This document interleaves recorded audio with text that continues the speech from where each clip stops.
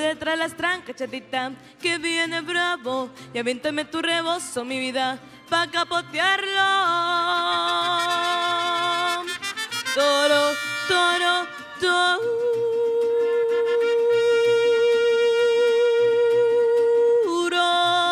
Entre largo, que mi parte chula, torito, te está mirando. Toro, toro, toro.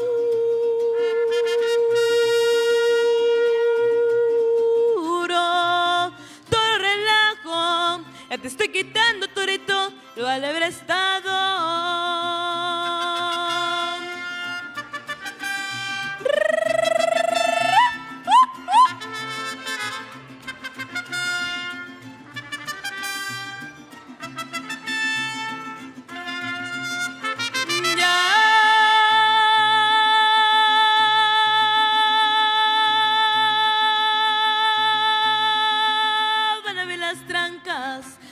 Chiquero, que ya le quité ese toro, mi vida, lo mitotero, va por mi borreguito, chatita, a su potrero. Toro, toro, toro.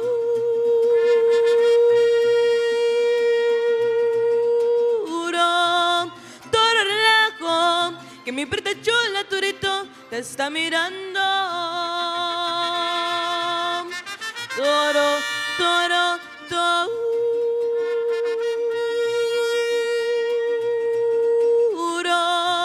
Entre largo, ya te estoy quitando, torito, lo al haber estado. Ya te estoy quitando, torito, lo al haber estado. Ay, ay.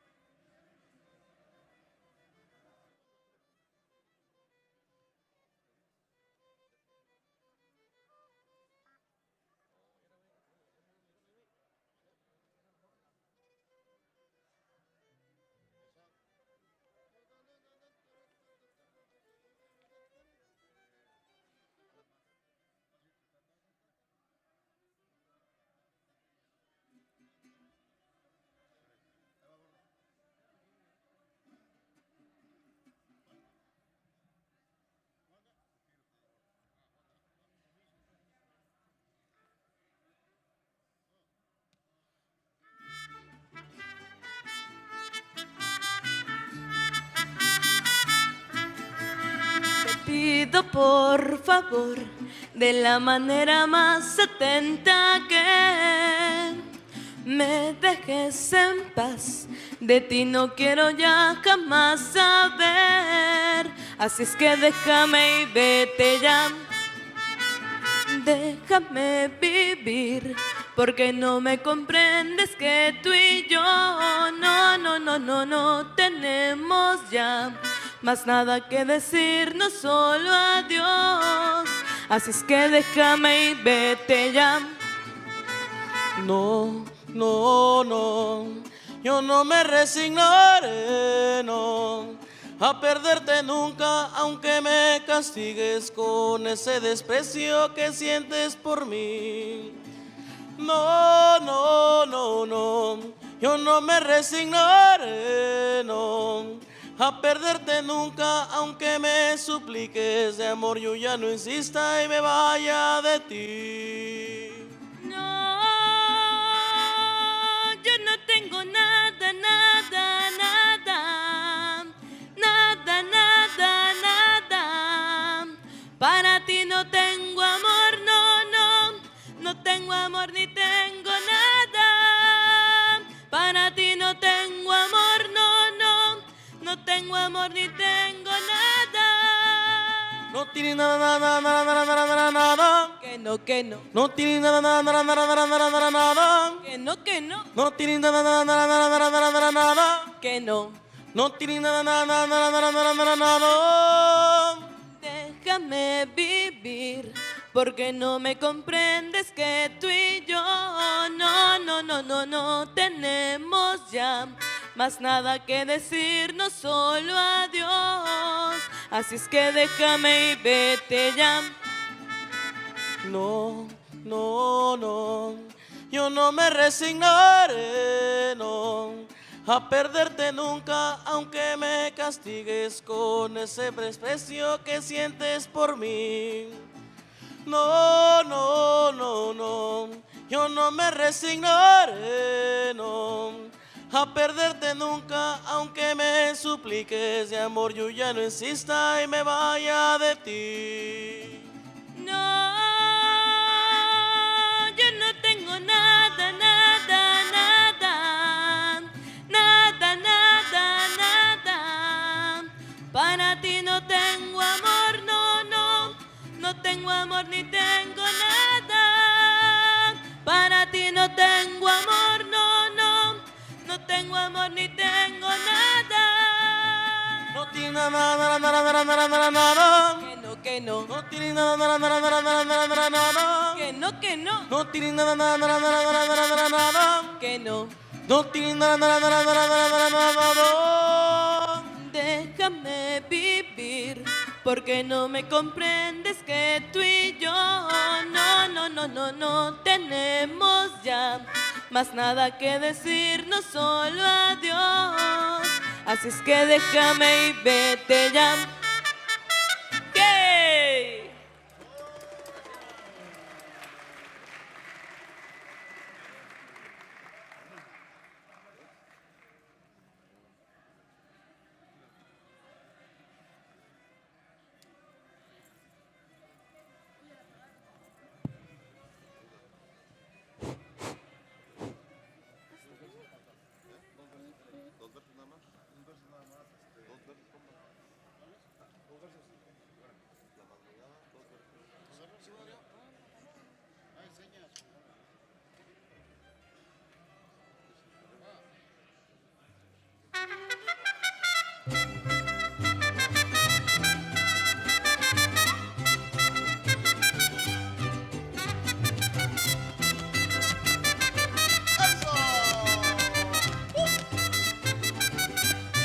Era de madrugada cuando te empecé a querer, un beso a la medianoche, el otro al amanecer. Era de madrugada cuando te empecé a querer, un beso a la medianoche, el otro al amanecer. Era de madrugada cuando te empecé a querer, a medianoche y el otro al amanecer.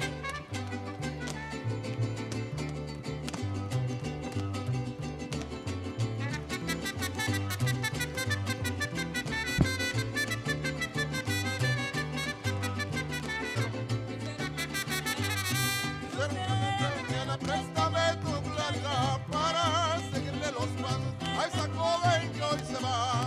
0 de la mañana, préstame tu plata para seguirle los pasos a esa joven que hoy se va. 0 de la mañana, préstame tu claridad para seguirle los pasos a esa joven que hoy se va.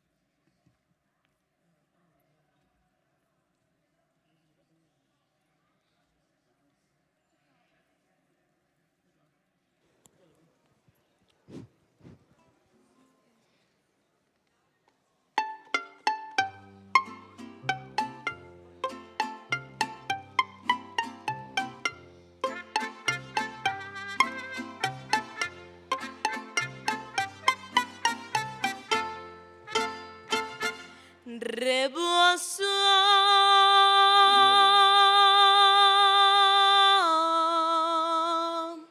rebozo de Santa María, mestizas que bailan llenas de alborozo, entre los encantos mil de mi vaquería. Albaradas blancas brotan de los pozos, casitas de paja de la tierra mía. Albaradas blancas brotan de los pozos, casitas de paja de la tierra mía.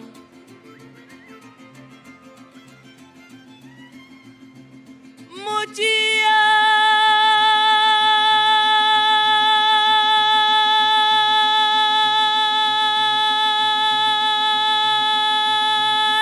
bonita, zapato de resordo de cera te voy a comprar. Será más gracioso, valiendo tu paso, y serás más ágil para zapatear.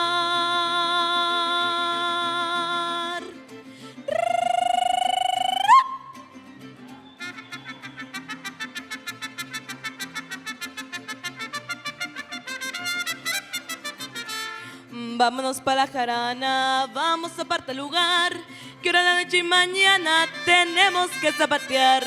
Saca tu terno bonito y tu cinta colorada, quiero que esté empeinada cuando bailes el torito.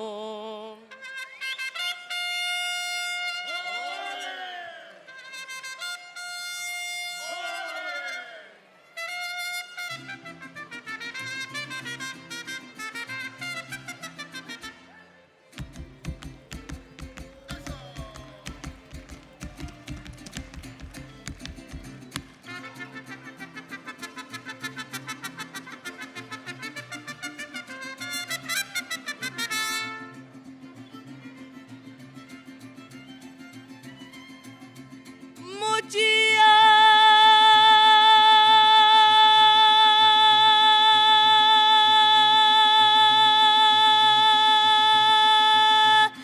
bonita, zapato de resordo de cera te voy a comprar. Será más gracioso, valiendo tu paso, y serás más ágil para zapatear.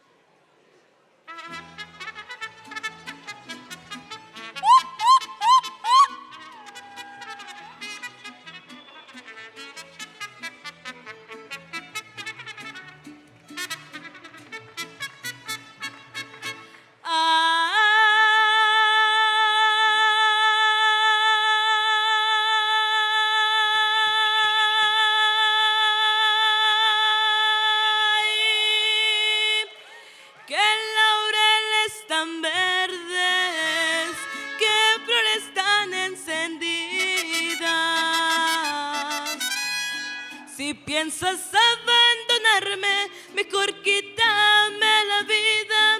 Alza los ojos al verme si no estás comprometido. Eres mata de algodón que vives en el capullo.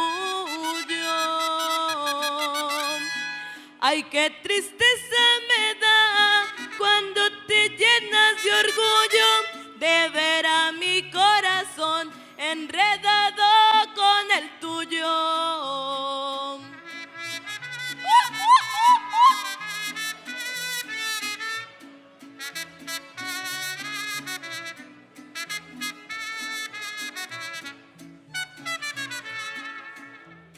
Eres rosa de Castilla que solo en mayo se ve. Quisiera hacerte un invite, pero la verdad no sé si tienes quien te lo evite, mejor me separaré. Por ahí va la despedida, llenito por tus quereres. La perdición de los hombres son las benditas mujeres, y aquí se acaba cantando los versos de los laureles.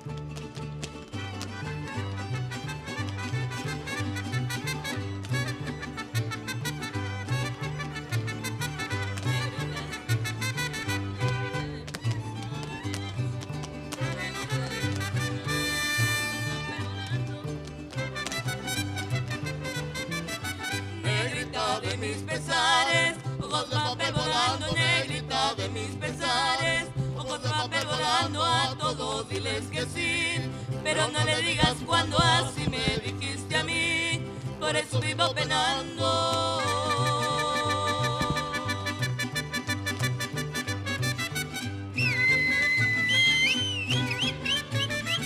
Voy así, señor, no te rajes.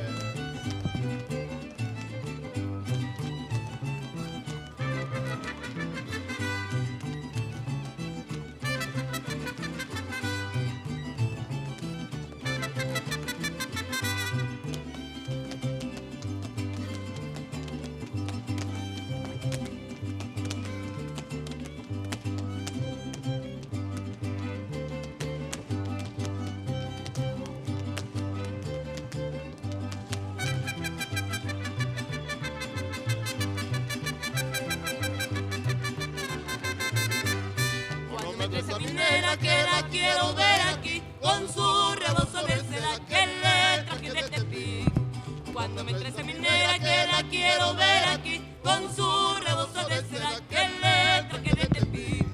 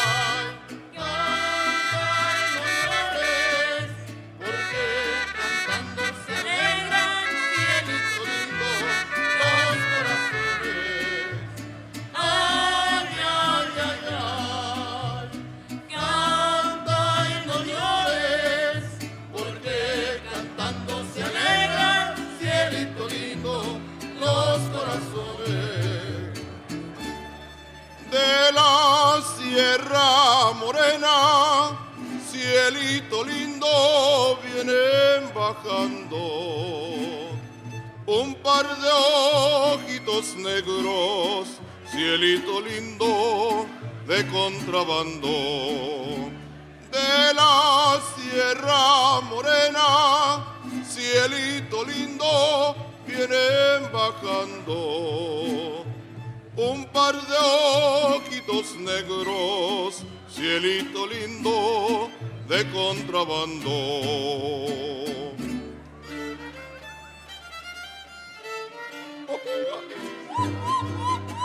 ¡Sí, señor!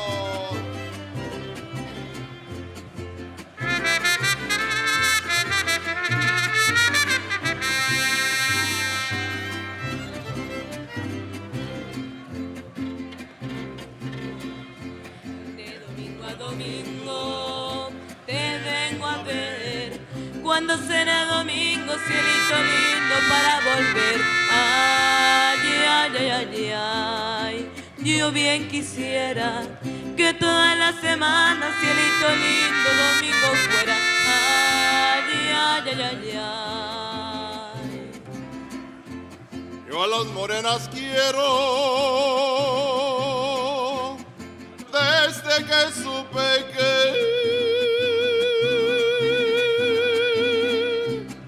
Morena es la Virgen de Guadalupe. Ay, ay, ay, ay, ay.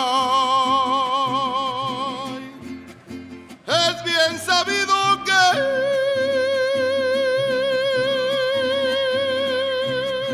el amor de Morena nunca es fingido. Ay, ay, ay, ay, ay.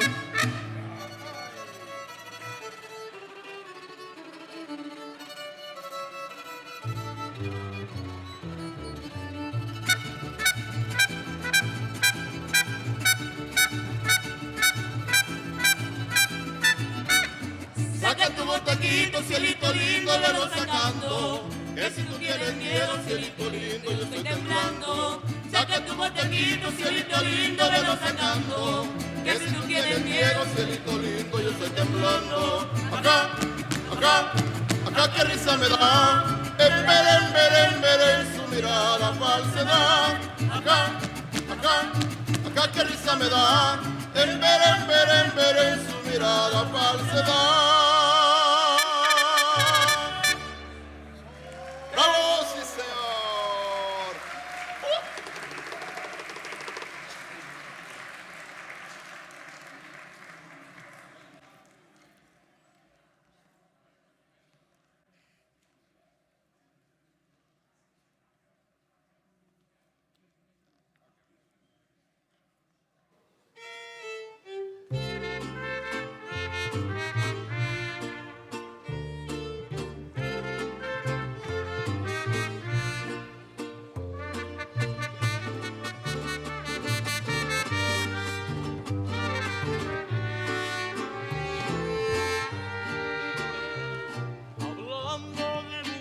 Y traiciones se fueron consumiendo las botellas, pidieron que cantara mis canciones y yo canté unas dos en contra de ellas.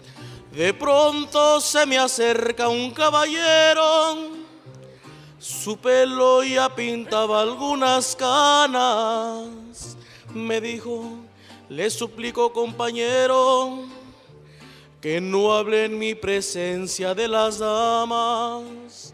Le dije que nosotros simplemente hablamos de lo mal que nos pagaron, que si alguien opinaba diferente, sería que jamás lo traicionaron, que si alguien opinaba diferente, sería porque jamás lo traicionaron.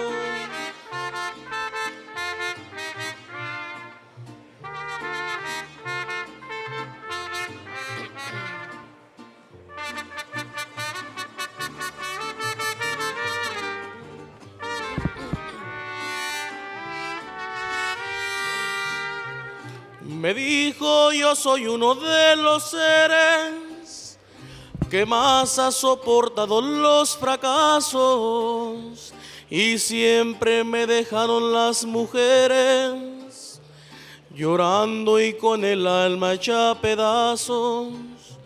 Mas nunca le reprocho mis heridas, se tiene que sufrir cuando se ama. Las horas más hermosas de mi vida las he pasado al lado de una dama. Pudiéramos morir en las cantinas y nunca lograríamos olvidarlas. Mujeres, oh mujeres tan divinas, no queda otro camino que adorarlas. Mujeres, oh mujeres tan divinas, no queda otro camino que adorarlas.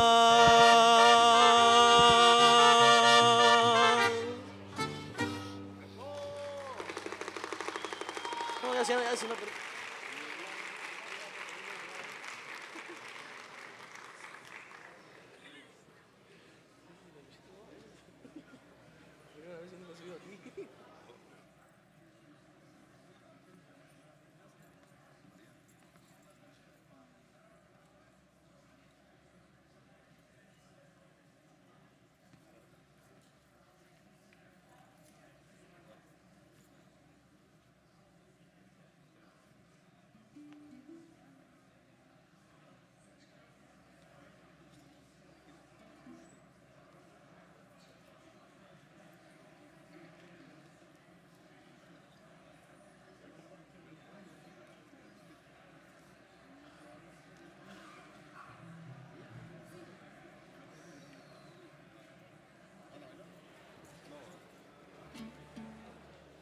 Me pongo en el lado de arriba que escuche.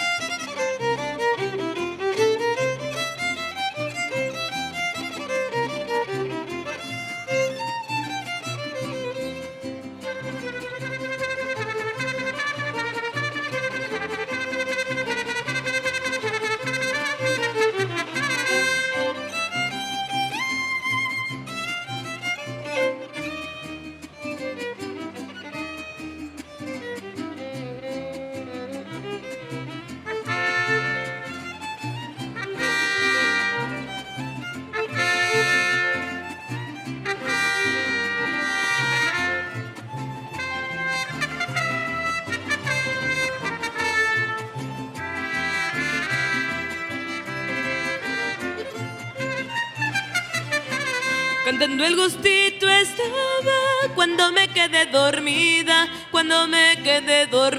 cantando el gustito estaba. Ay, la, la, la, ay, la, la, la, ay, la, la, la, la, la, la, la, la, la, la, la. Mi mamá me despertaba, yo me hacía el desentendido para ver si me dejaba otro ratito contigo.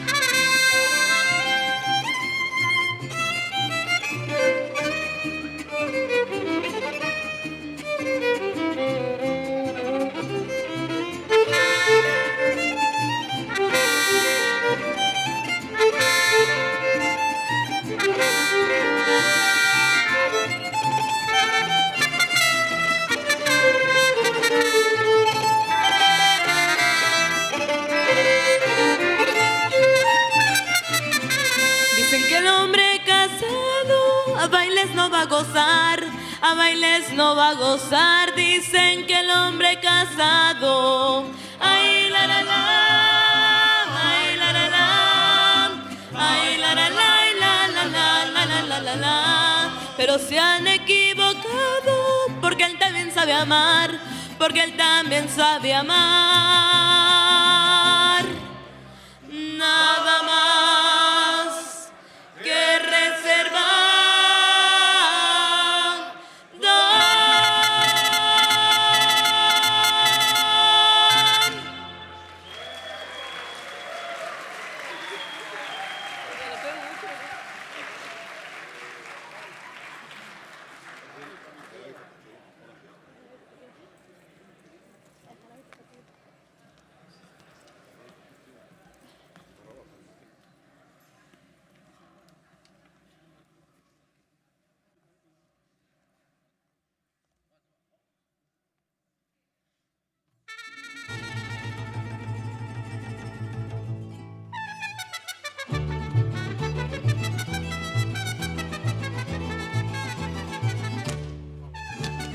¡Eso!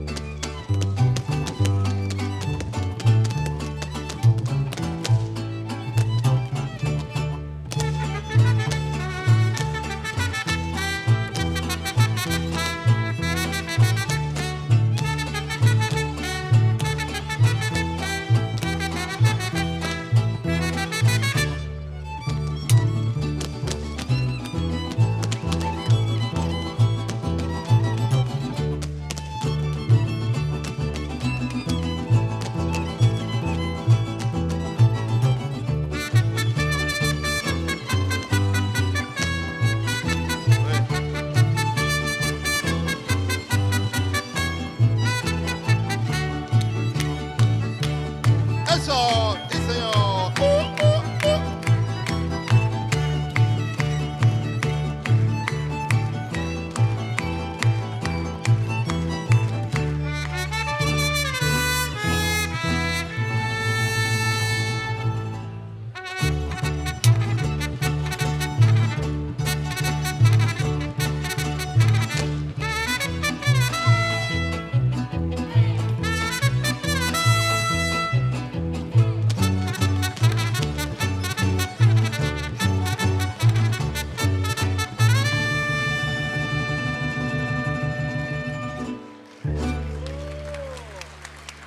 ¡Bravo!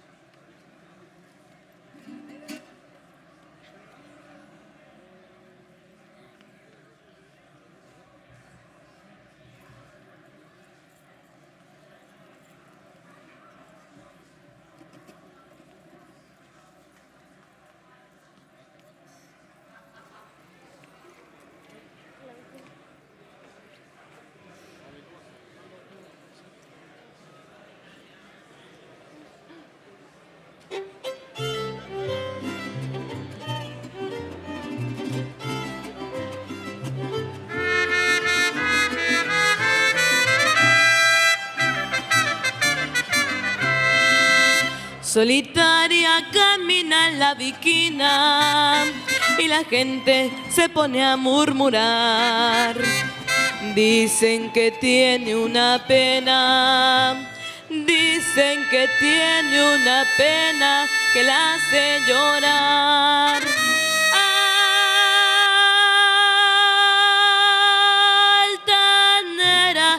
preciosa y orgullosa, no permite la quieran consolar. Pasa luciendo su real majestad, pasa, camina y nos mira sin vernos jamás. La Viquina tiene pena y dolor. La Viquina no conoce el amor. Altanera, preciosa y orgullosa, no permiten la quieran consolar. Dicen que alguien ya vino y se fue, dicen que pasa la noche llorando por él.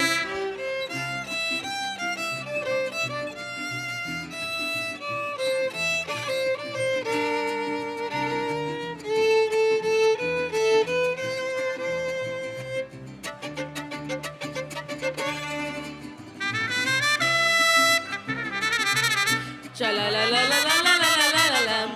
Cha la la la la la la la la la la.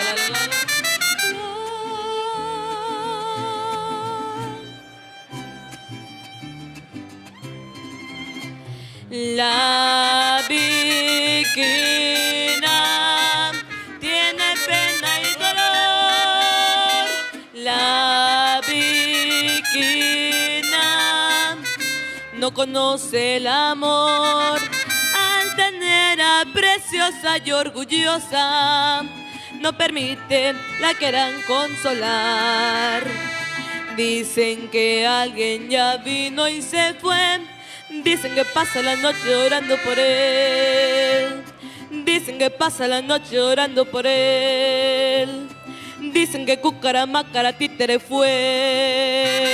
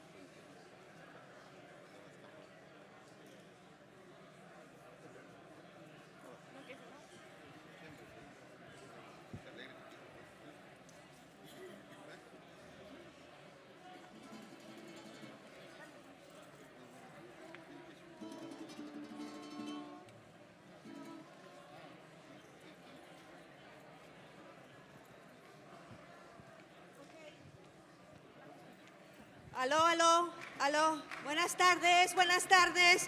Me van a tener que disculpar por razones de seguridad, nos estamos demorando un poquito. Tuvimos un hiccup afuera, nos tocó un chiflado, así de que la seguridad está a todo lo que se pueda. Así de que un poquito más de tiempo con música y ahorita salimos. ¿Sale? Ok.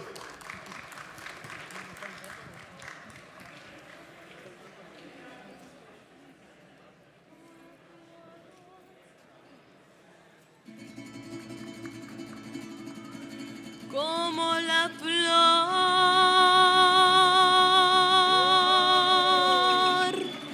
con tanto amor, me diste tú, se marchitó, me marchó y yo sé perder, pero ay, cómo me duele.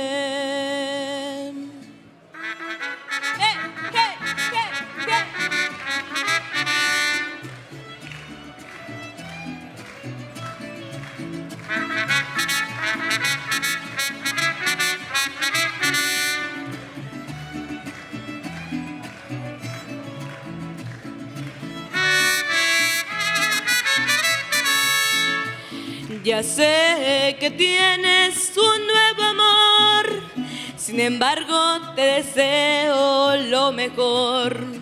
Si en mí no encontraste felicidad, tal vez alguien más te la dará.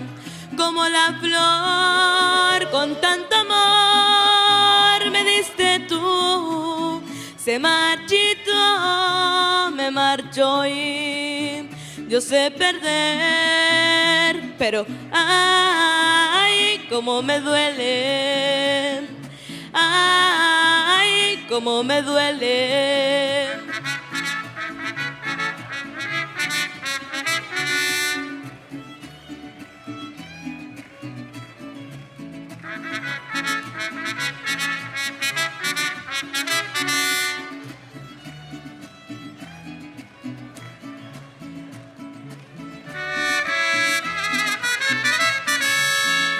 Si vieras cómo duele perder tu amor, con tu adiós te llevas mi corazón.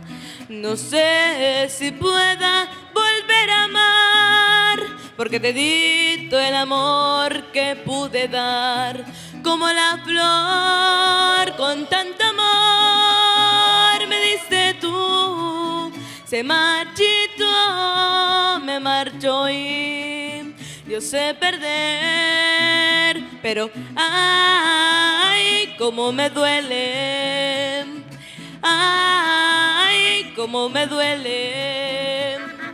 ¿Qué?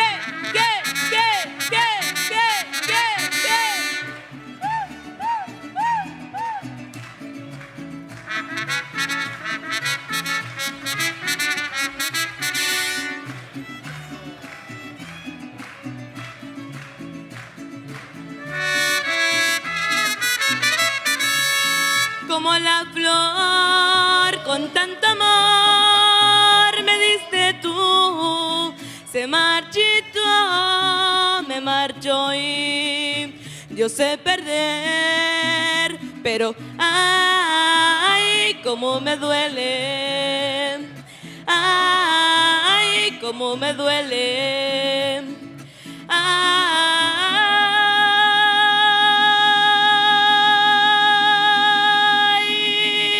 cómo me duele.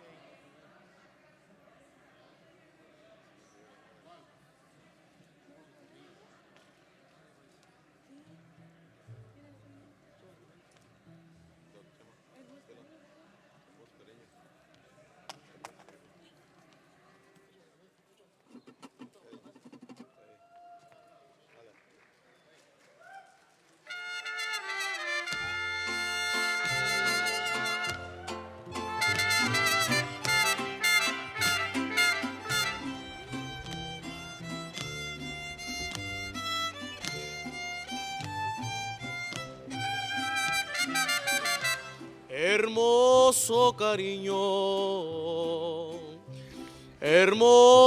cariño,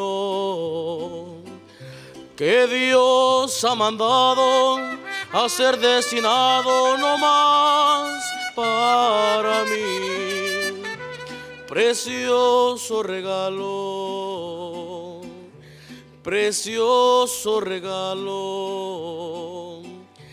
del cielo ha llegado y que me ha colmado de desdicha y amor.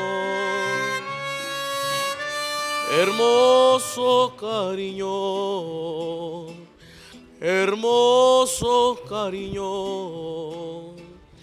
ya estoy como un niño con nuevo juguete, contento y feliz. No puedo evitarla, ni quiero gritarla. Hermoso Dios ha mandado no más para mí.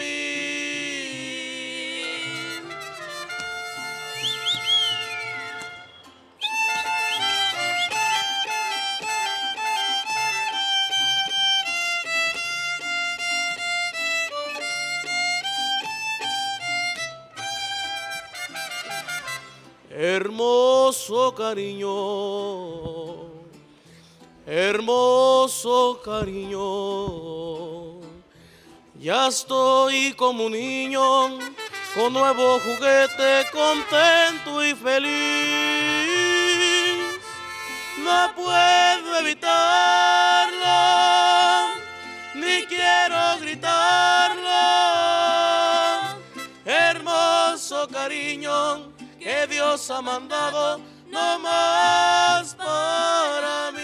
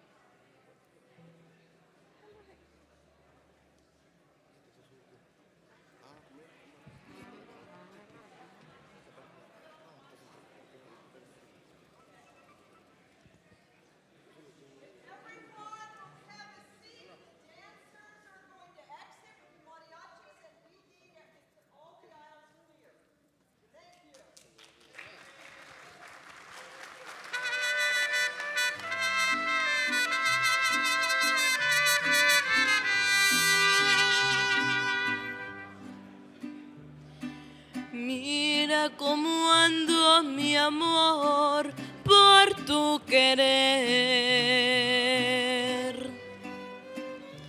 Borracha y apasionada, no más por tu amor. Mira cómo ando, mi bien,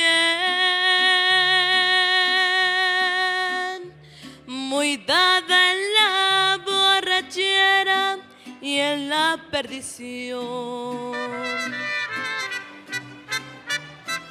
Tú, solo tú, has llenado de luto mi vida, abriendo una herida en mi corazón.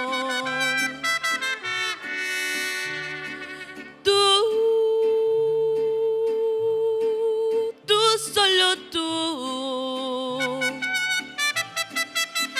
eres causa de todo mi llanto, de mi desencanto y desesperación. Mira cómo ando, mujer, por tu querer. Solo tu sombra fatal, sombra del mal, me sigue por donde quiera con obstinación. Y por quererte olvidar, me tiro a la borrachera y a la perdición. Tú, solo tú, has llenado de luto mi vida, abriendo una herida en mi corazón. Tú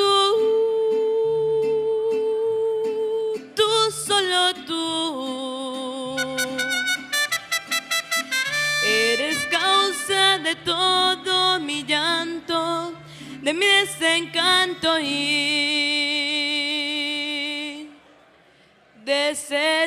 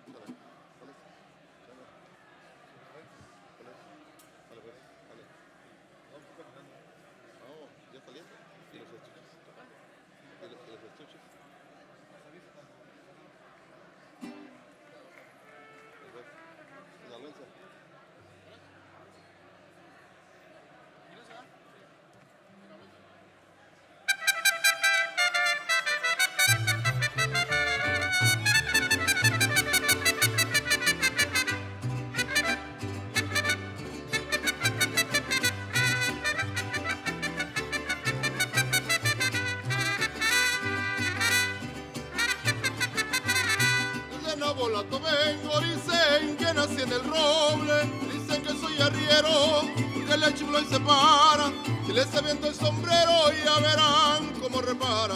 Ay, ay, ay, ay, mamá por Dios. De borracho vengo, que siga la tambora, que me toque en el quelite, después el niño perdido y por último el torito, pa' que veas cómo le brinco. Ay, ay, ay, ay, mamá por Dios.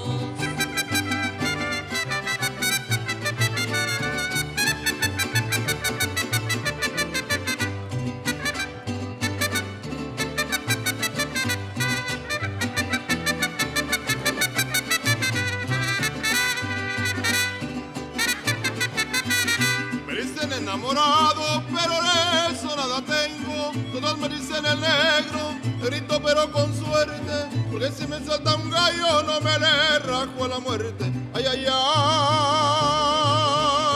ay, mamá por Dios. Dígame.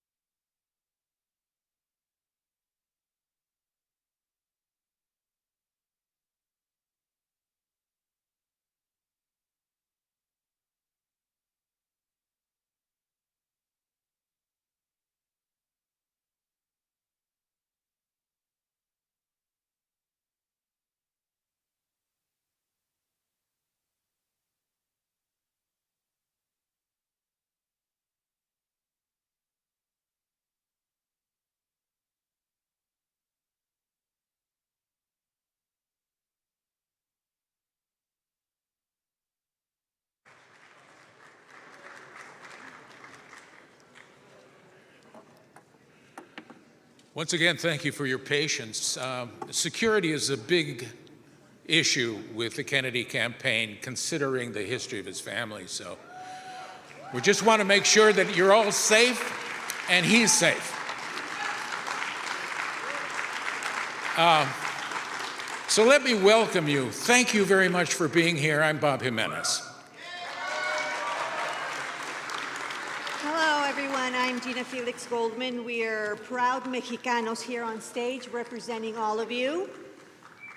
Bienvenidos to the magnificent Ebell Theatre a very iconic setting for more than 30 distinct Latin cultures. You know, very, very historic theater, and they were generous enough for us to allow us to be here and do a very important event. Thank you so much. Let's all of us please thank Mariachi Hecho en México and the Folclórico Revolución.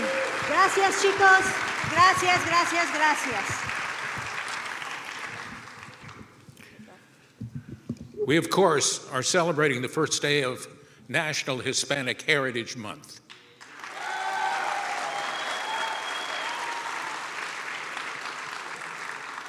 Heritage means we are passing on who we are to the next generation of Latinos, Hispanics, Meso-Hispanos. And what we pass on is pride. We pass on passion. What we pass on are significant contributions to the growth and success of this country. What we pass on is our strength to keep democracy strong.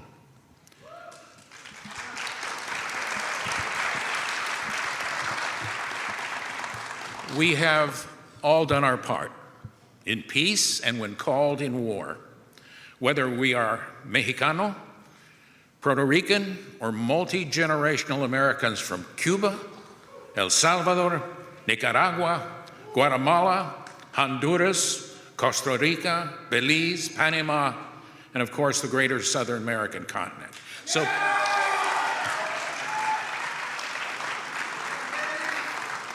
So this is an unusual gathering because we don't often get together and pat ourselves on the back for all we've done. Okay? So I want you to stand up right now. Stand in your seats if you can. Be proud, be passionate, and say hello to the person next to you. Okay? Viva la vida.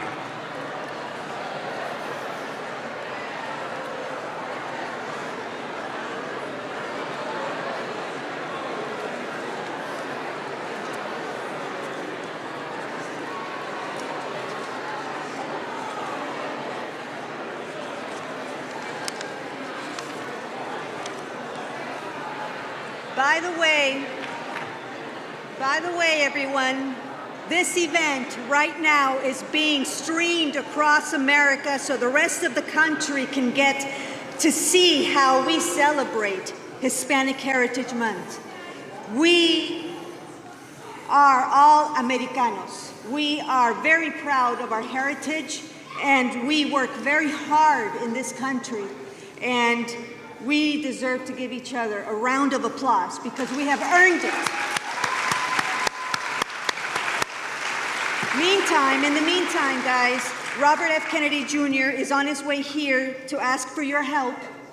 Each and every one of you are all very, very important. We are all very important to him, okay? And he actually needs our help, okay? He needs our help. And we can help him to become the next president of the United States.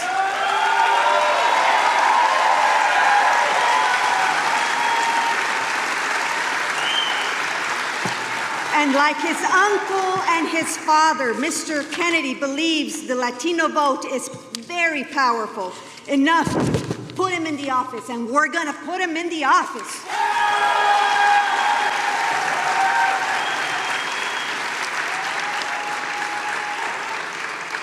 That's right, Gina. If you help Mr. Kennedy win the White House, on Inauguration Day on January 20th, 2025, your hand will be on his as he puts it on the Bible and swears to uphold the Constitution of the United States.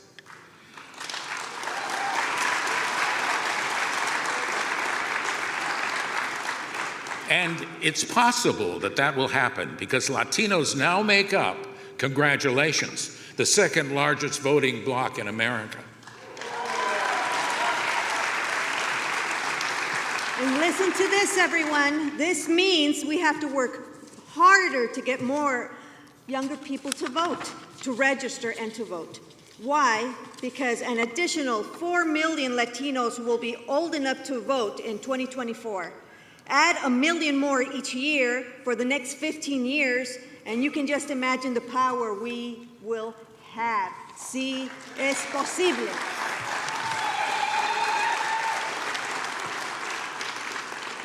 The key thing that we have to remember is that we are inclusive in this culture. No longer second citizens, no longer bad air in LA that drifts away and forgotten. We hold up this city, we are its shoulders. And if we stopped working just one day, this city would be in real bad trouble.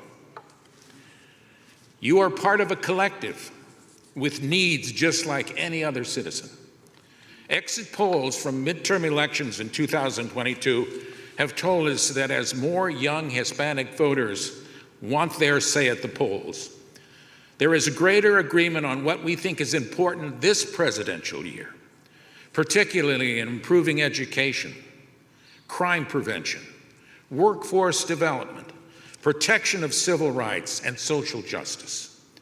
Gun control is a key policy preference for us. So, of course, is the economy. Been to the supermarket lately?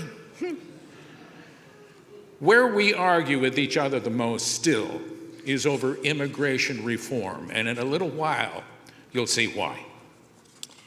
Meanwhile, our individual identity is soaring in entertainment, in outer space, sports, education, the law.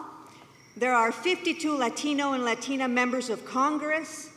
We buy more groceries in Los Angeles than any other ethnic group. We go to the movies often and pay $308 billion in taxes nationwide, okay? La Raza is alive, and our imprint is everywhere. Viva la Raza!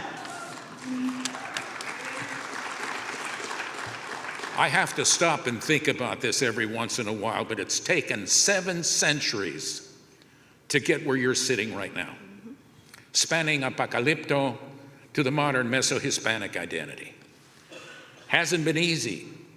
Each of you, I am sure, has a story of struggle, a story of discrimination, of indifference, and of exclusion. But we, as people, have never given in to any of that. We just have as many success stories as our disappointments. Today, when Hispanics are asked to show their green card, they pull out the American Express. And they don't go anywhere without it. Well, everyone, let's get started and call to the stage a powerful voice of social justice, Obispo Juan Carlos Mendez, to bless our gathering. Please welcome him.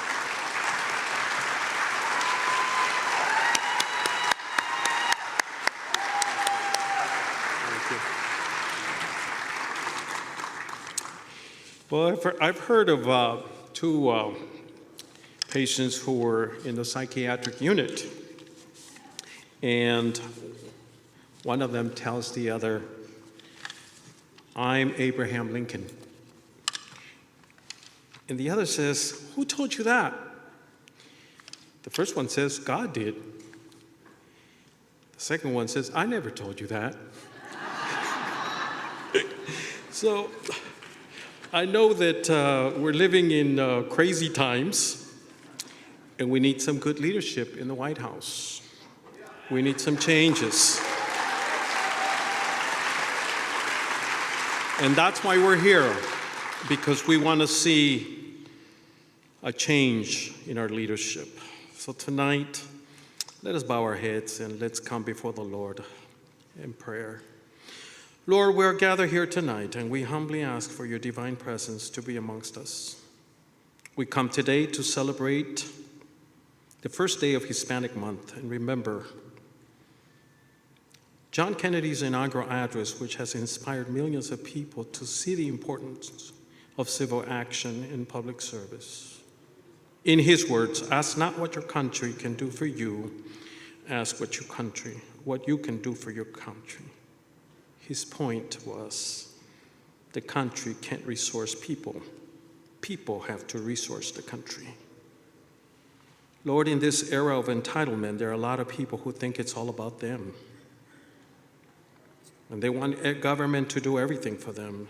Lord, we're looking for people who will stand up and fight for our nation.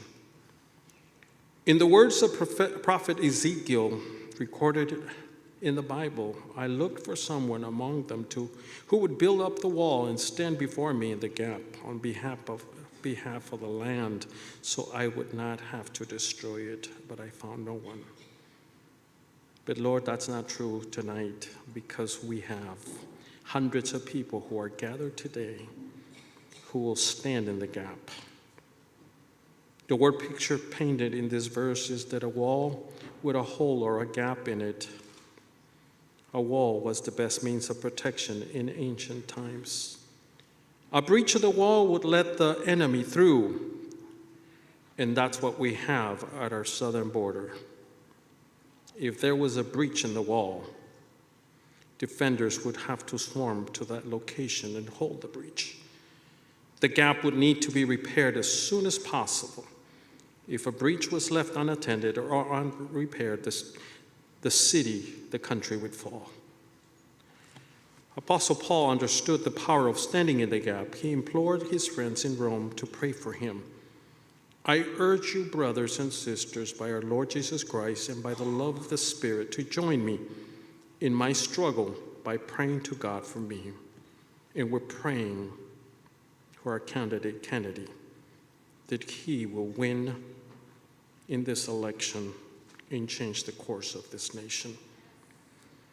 Lord, some of us in the faith community feel that faith doesn't involve action, but the Bible is clear that faith without works is dead.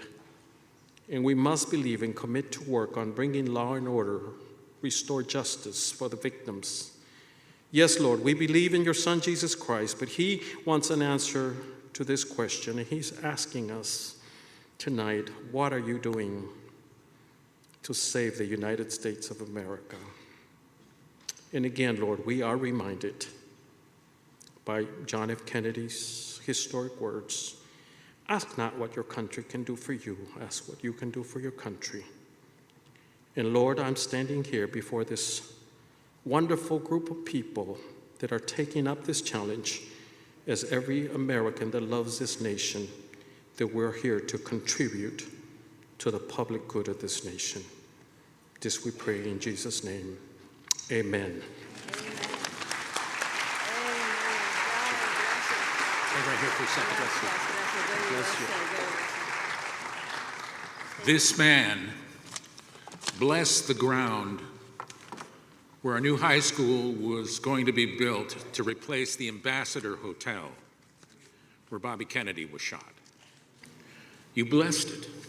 Yes, we did. That Ambassador Hotel, we had many prayer breakfasts at that Ambassador Hotel after Senator Kennedy was killed. And before they built the new high school, we blessed that ground so that it would no longer be a reminder of the assassination, but hope for the young people that would come to that new high school that was built there. Thank you. Thank you so much. Thank you much for your work. God bless you. God bless you. God bless you. So, it is no coincidence that the bishop is here. Everything that he has done in his life has led him to this moment. Everything you have done, all of your lives, have led to this moment of you sitting there, recognizing who you are, being proud of who you are. It is your destiny. And we think it is the destiny of Robert F. Kennedy. The third time the Kennedys are being asked to serve their country, to fulfill what he's being asked to do.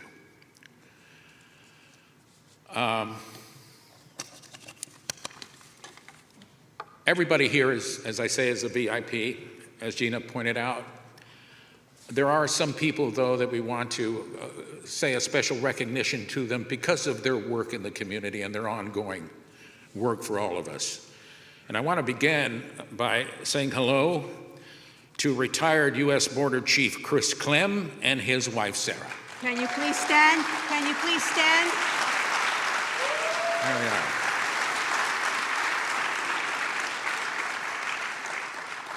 Gio Galarza, United States Marine vet, community activist. Can you please stand?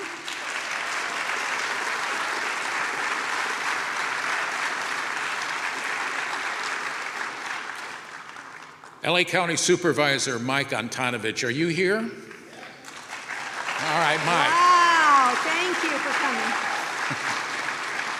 Now here's a man who is a friend to the Latino in this city. Thank you, Mike. Thank you. Blanca Gomez, Victorville City Councilwoman, can you please stand?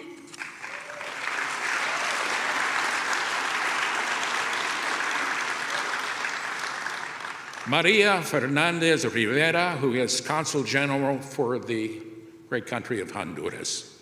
Can you please stand?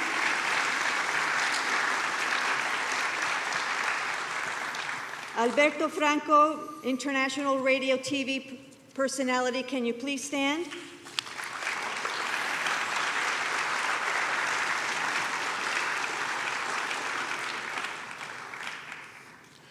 That's it for me, Oh, except. okay, well, yeah. I've got a lot, let me tell you. And ladies and gentlemen, this is an honor to have here Humberto Luna, Hollywood star recipient. Proud, we are proud as a Mexicano for him to be here supporting Mr. Kennedy. Thank you, Humberto, we really appreciate it, thank you.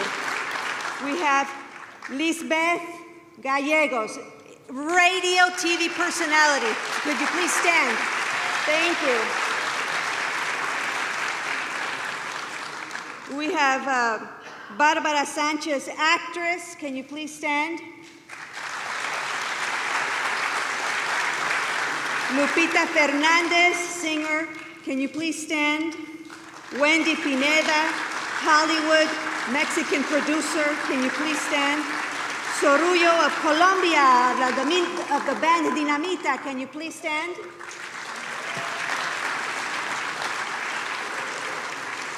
And for many years, these Latinos, for years, have given back to the community. And that's why we asked them to stand, because they have earned their spot. They have given back to the community year after year after year.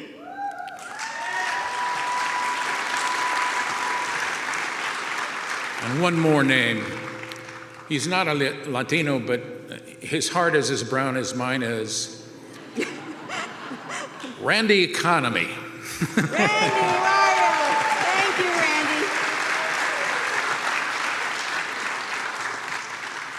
Randy. We still don't have word of Mr. Kennedy's arrival, so bear with us a little more. I want to tell some stories Sure, about go ahead. what it feels like being a Latino and what kind of impact that has had on the rest of my life. I'm a journalist, a TV journalist. I have been for the last 60 years. And when my grandmother, Soledad Jimenez, who came across the border when it was just a line in the sand, was dying, and I went to her bedside to ask for a blessing and to ask her with great humility if she was proud of the fact that I was the first Latino on network television for NBC. She said, "I was very proud of you, except for that one time you lied on television." Lied, Abuela? When did I lie? When you said that men had landed on the moon. She never believed it. And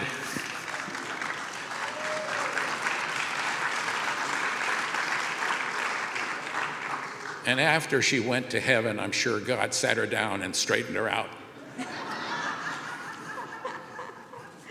And you? Well, with great humility, when I started as an intern for Channel 52, I didn't have a clue what I was doing. And so they were having a meeting in the newsroom, and the news director was talking to a journalist, and I'm not going to say the name of the journalist because I'm not throwing anybody under the bus, because then they're going to say I gossip.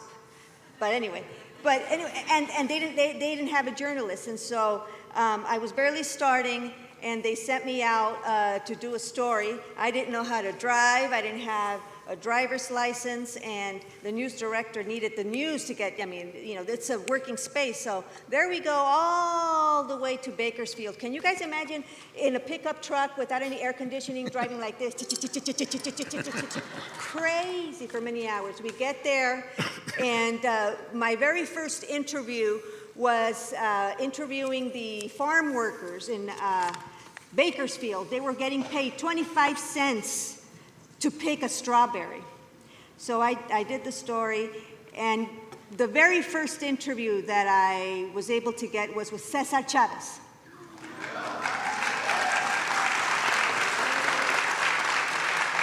He put me in my place. He said he gave me a good interview, and afterwards he put me to the side, and he turned and he said, "See those people? Those are your people. You got to give back to your community because those are your people." And guess what? Ever since then, I've been giving back to my community.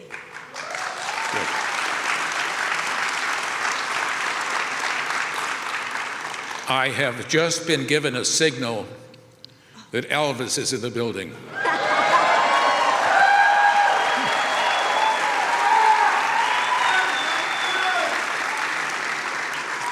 Coming up, he's going to give you his very important message on his plans to bring our economy under control. Now, can you imagine a bilingual president who speaks Spanish? Wow. The most important man on the planet who thinks in the same language that we do. Wow. But before that, we're going to show you a short documentary that shocks most Americans. Mr. Kennedy's visit to our southern border near Yuma, Arizona last summer. We call it Midnight at the Border. That's right, he arrived not in the protection and safety of daylight, but at night, the most dangerous time to see for himself what was going on there. The result is this amazing piece of investigative journalism that was meant to be made. It was meant to be seen, meant to provoke change, because, damas y caballeros, we have been lied to. Our southern border is not safe, it is not secure, and it is not under control. Here are the reasons why. En ese momento vamos a ver bien rápido este documento. I feel like the whole country needs to know what's going on here. It's bigger than alarming. This is the worst I've ever seen it. They were told they could get a bite at the American dream here, and that dream becomes a nightmare along the journey.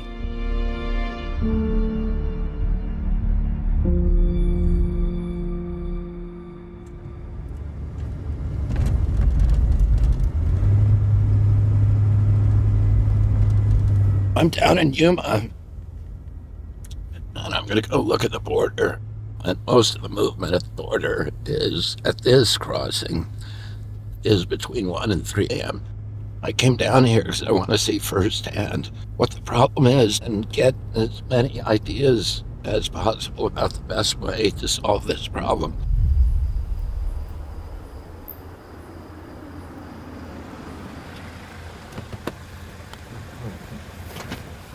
Hey. Good morning. Pleasure to meet you. Pleasure to meet you. Welcome to Yuma. So you and Senator Kelly are the only Democrats that have actually come to the border, and I appreciate you being here. I'm very happy to be here. Thank you. I'm grateful to you. Thank you. Should we go? Let's go. I have to warn you that I've had some other high-profile visits, and that day that they came, nobody crossed.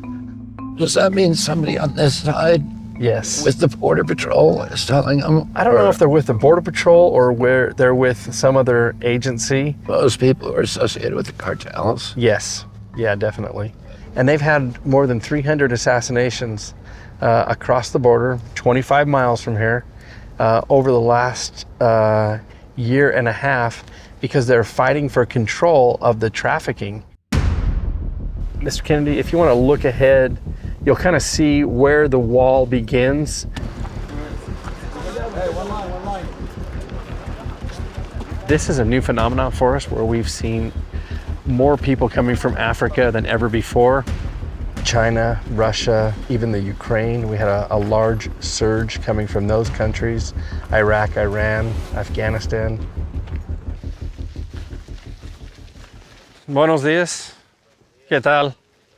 ¿De dónde vinieron? ¿Perú? ¿Cuánto tiempo tienen viajando? 7 días. Nos salimos porque amenazaron a mi familia, a mi señora y a mis hijos, de matarlos. Ya habían matado a la mascota y yo... ¿Cuánto les costó de llegar aquí? Sin idea, no tengo sentido. Todo lo que tenía en mi casa, no pude dejar nada. Todo vendí. Vendieron todo. Todo. They're looking for asylum, right? Yeah, they're looking for asylum, yeah. Where are you from? Azerbaijan. Azerbaijan, yes. I'm at the border wall around Yuma, Arizona. It's about 2 o'clock in the morning. We've watched about 150 people come across. I was expecting that most of the people would be from Central America.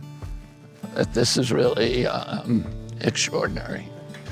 Where are you from? Uzbekistan? Okay. Kazakhstan. Kazakhstan. Bangladesh. Perú. Perú. Colombia. Mis hijos están allá. Ajá. Ya están en un proceso de asilo. Oh. Entonces yo estoy sola en Colombia. Gracias. Buena suerte. Gracias. Of all of these people, only one of them said that they were here for asylum. The rest of them are here for work, for better lives, doing the things that we all want for ourselves.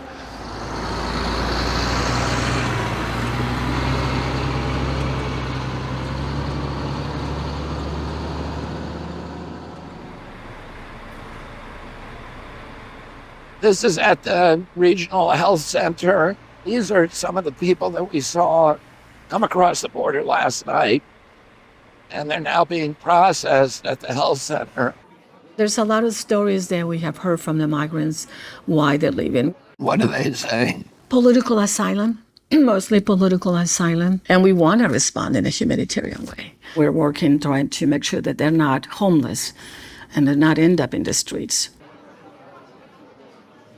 Damas y caballeros, tengan cuidado, deben comprar sus boletos de avión para... She is processing these immigrants, making sure that they're healthy enough to travel, and then putting them on buses where they go to every city in our country. The stations are set up to welcome them, provide them some food, identify where they're going. We did 2 weeks to travel from Senegal to Nicaragua. After Nicaragua, Honduras, Guatemala, Mexico, and here. I'm going to New York to join my uncle. My dream is to dream American, to live in America, to work and to help my family. We coordinate with the airport in Phoenix, and out they go to the final destination the same day. Here I hope to begin a new life. Yeah, my brother lives here. He's a citizen. Hey, good luck, goodbye. Most people bring the money or have a sponsor that buys their ticket. What happens if the family doesn't have the money to buy the plane ticket? Well, FEMA reimburses us. We can buy that ticket and so you buy the ticket for them? Yes.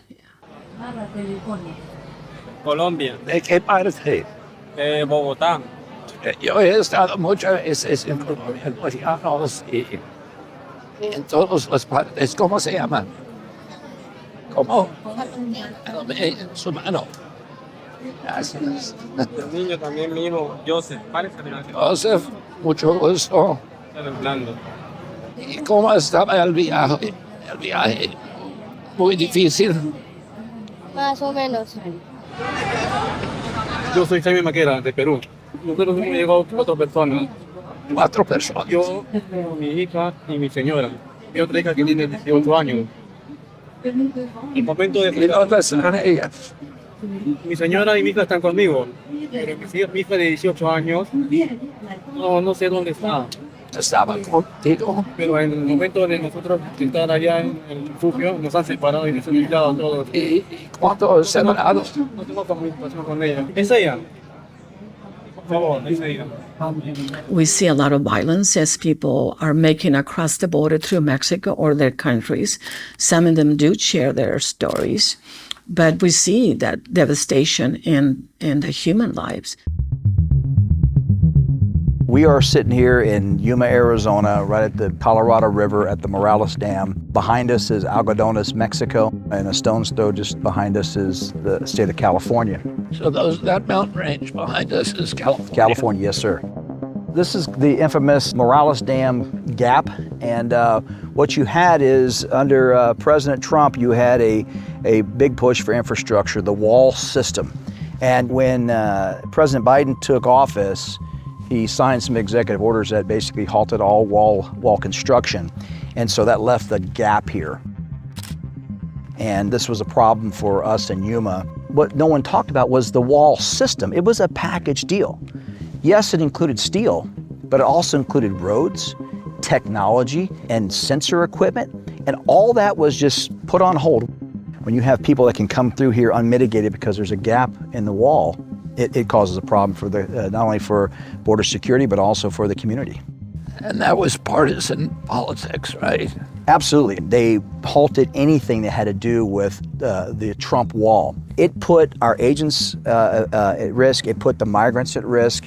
It incentivized the profit making for the smugglers, for the cartels. It's done just the opposite of what they're trying to accomplish from a humanitarian standpoint. When you are giving people, an opportunity to come here the wrong way because the policies allow them to do that, that's exploiting people, and that's wrong.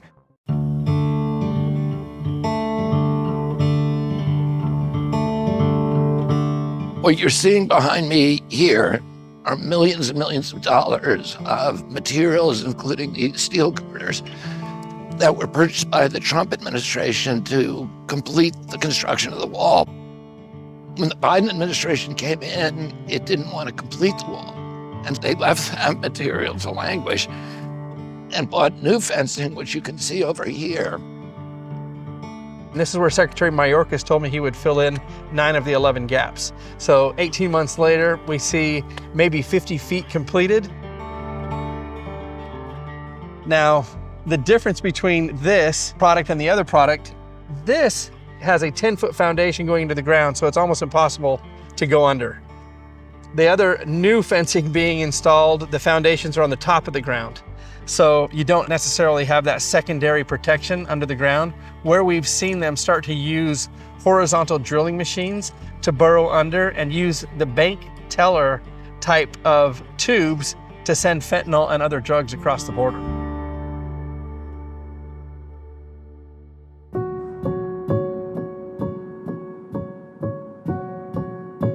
We have had up to 2,000 people a day coming across in this area.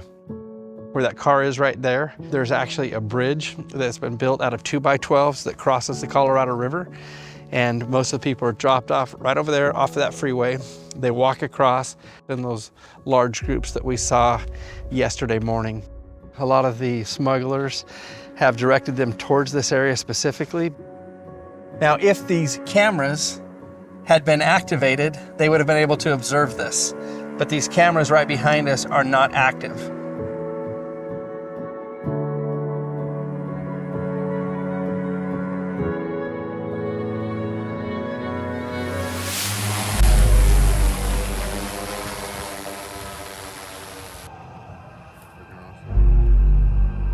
This is also an area which is infamous that they referred to as the rape tree. We would see Plan B, which is the day after, the morning after pill, found all throughout the ground where the cartel, after taking advantage and raping women and young children as young as 12, it's been reported to us, they would force them to take the Plan B and then send them along their way.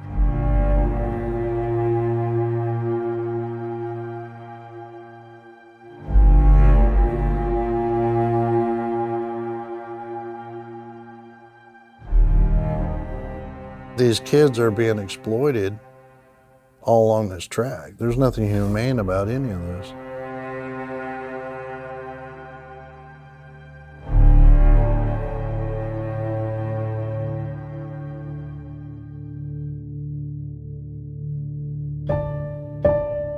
We work with child abuse, sexual assault, domestic violence, elder abuse, and human sex trafficking. Our unaccompanied minors here at the border are incredibly high, far higher than they should be.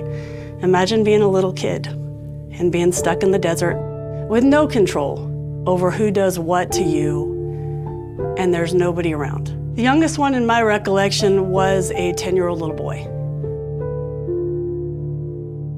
It's important to us to finally get people to understand that the dangers that await people as they make this journey, you don't know who you're gonna come in contact with. They don't know who they're turning maybe their child over to.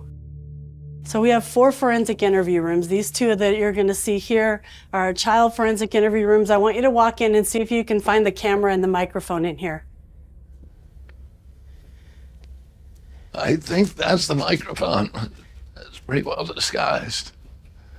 The whole point of that is that the child feels safe. The mics in these rooms are so sensitive that when a child lowers their head because they're feeling shame or they're upset or scared, even if they whisper, those mics are designed to pick up that very muted, quiet voice.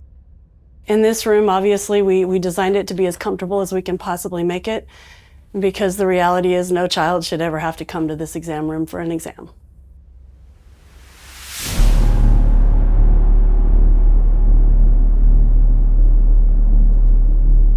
We were averaging from 5 to 15 deaths on the range.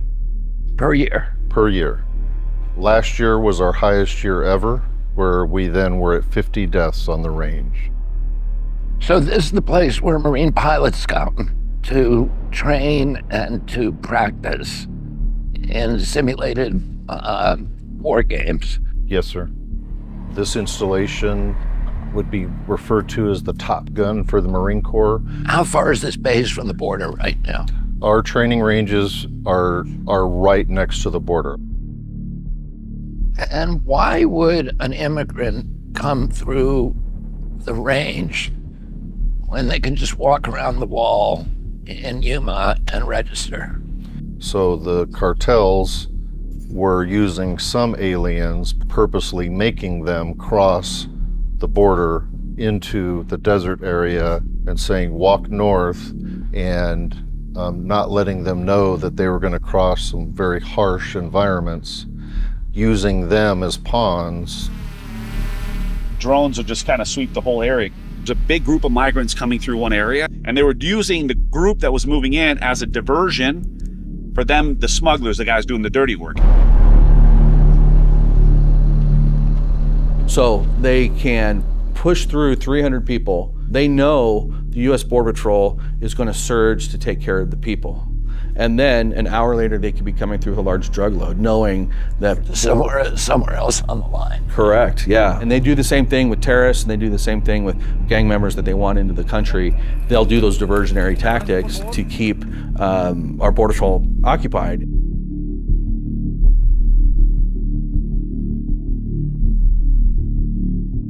So you have individuals dressed in camouflage, wearing these booties, so they can actually traverse the desert to try to hide their shoe impressions so that they're not able to be tracked by Border Patrol.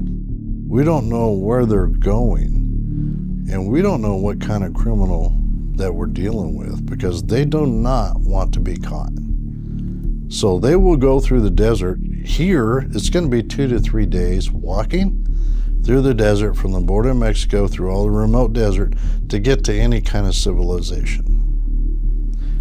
You got to be pretty dedicated, especially with the heat coming on. And unfortunately, not all make it.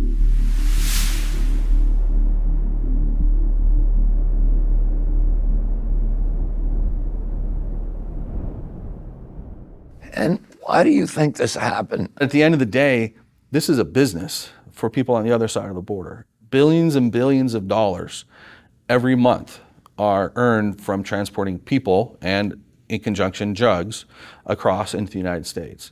And that kind of activity doesn't go away easily.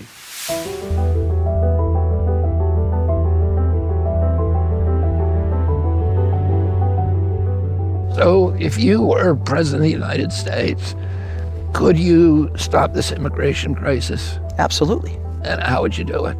If I was president for the day, I would finish the wall where it makes sense. I don't need 2,000 miles of wall from San Diego to Brownsville, Texas. Mother Nature has done really good in areas of West Texas where you don't need a wall. We need technology to help the agents respond. I've talked about tall fences and wide gates.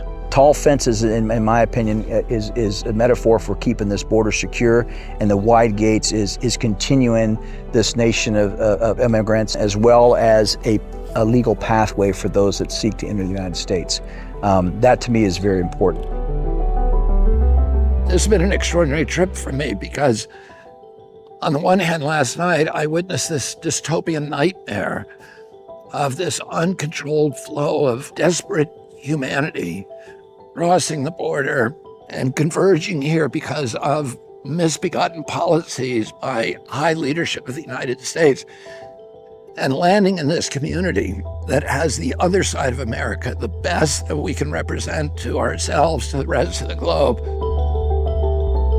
But after visiting the border, I've come to understand that the open border policy is just a way of funding a multi-billion-dollar drug and human trafficking operation for the Mexican drug cartels. When I'm president, I will secure the border, which will end the cartel's drug and trafficking economy. And I will build wide doors for those who wish to enter legally, so that the United States can continue to be a beacon to the world where diversity and culture make us great.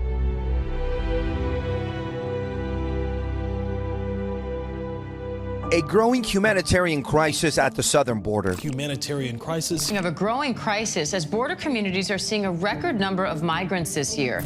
And squarely in the middle of a humanitarian crisis. Documenting the plight of those working to make better lives for their families. Women and children sleeping in squalid conditions, some falling ill.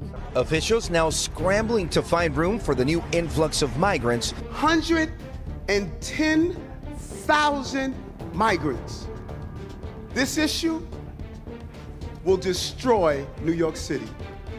Destroy New York City. It's overwhelming. Sorry. Yes, we're going to show you a short clip of that cities like New York are facing because of what's happening at the border. The plight of those working to make better lives.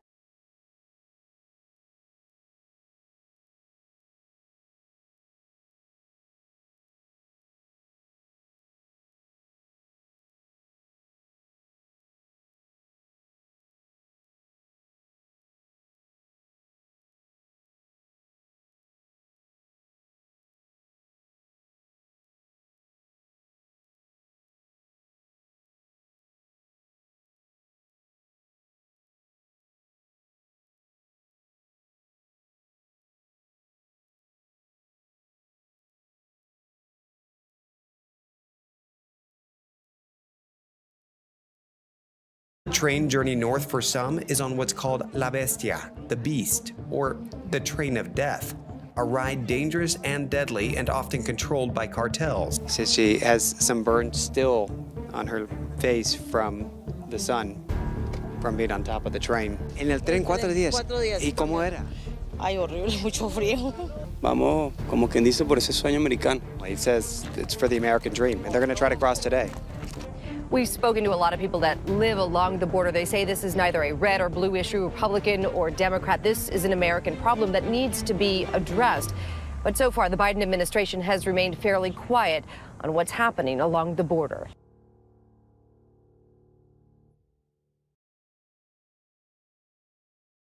He is no stranger to controversy or stirring it up.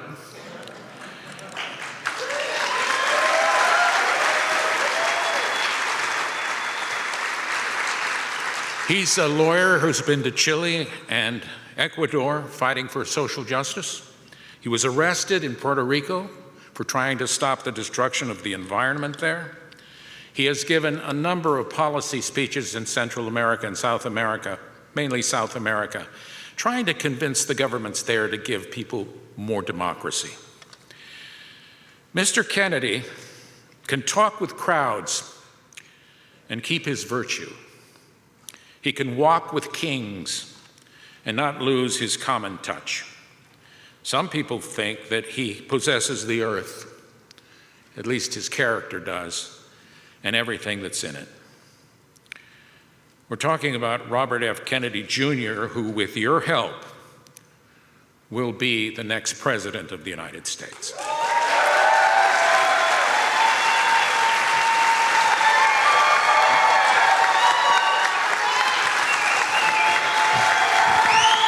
Thank you. Thank you, Bob. Thank you.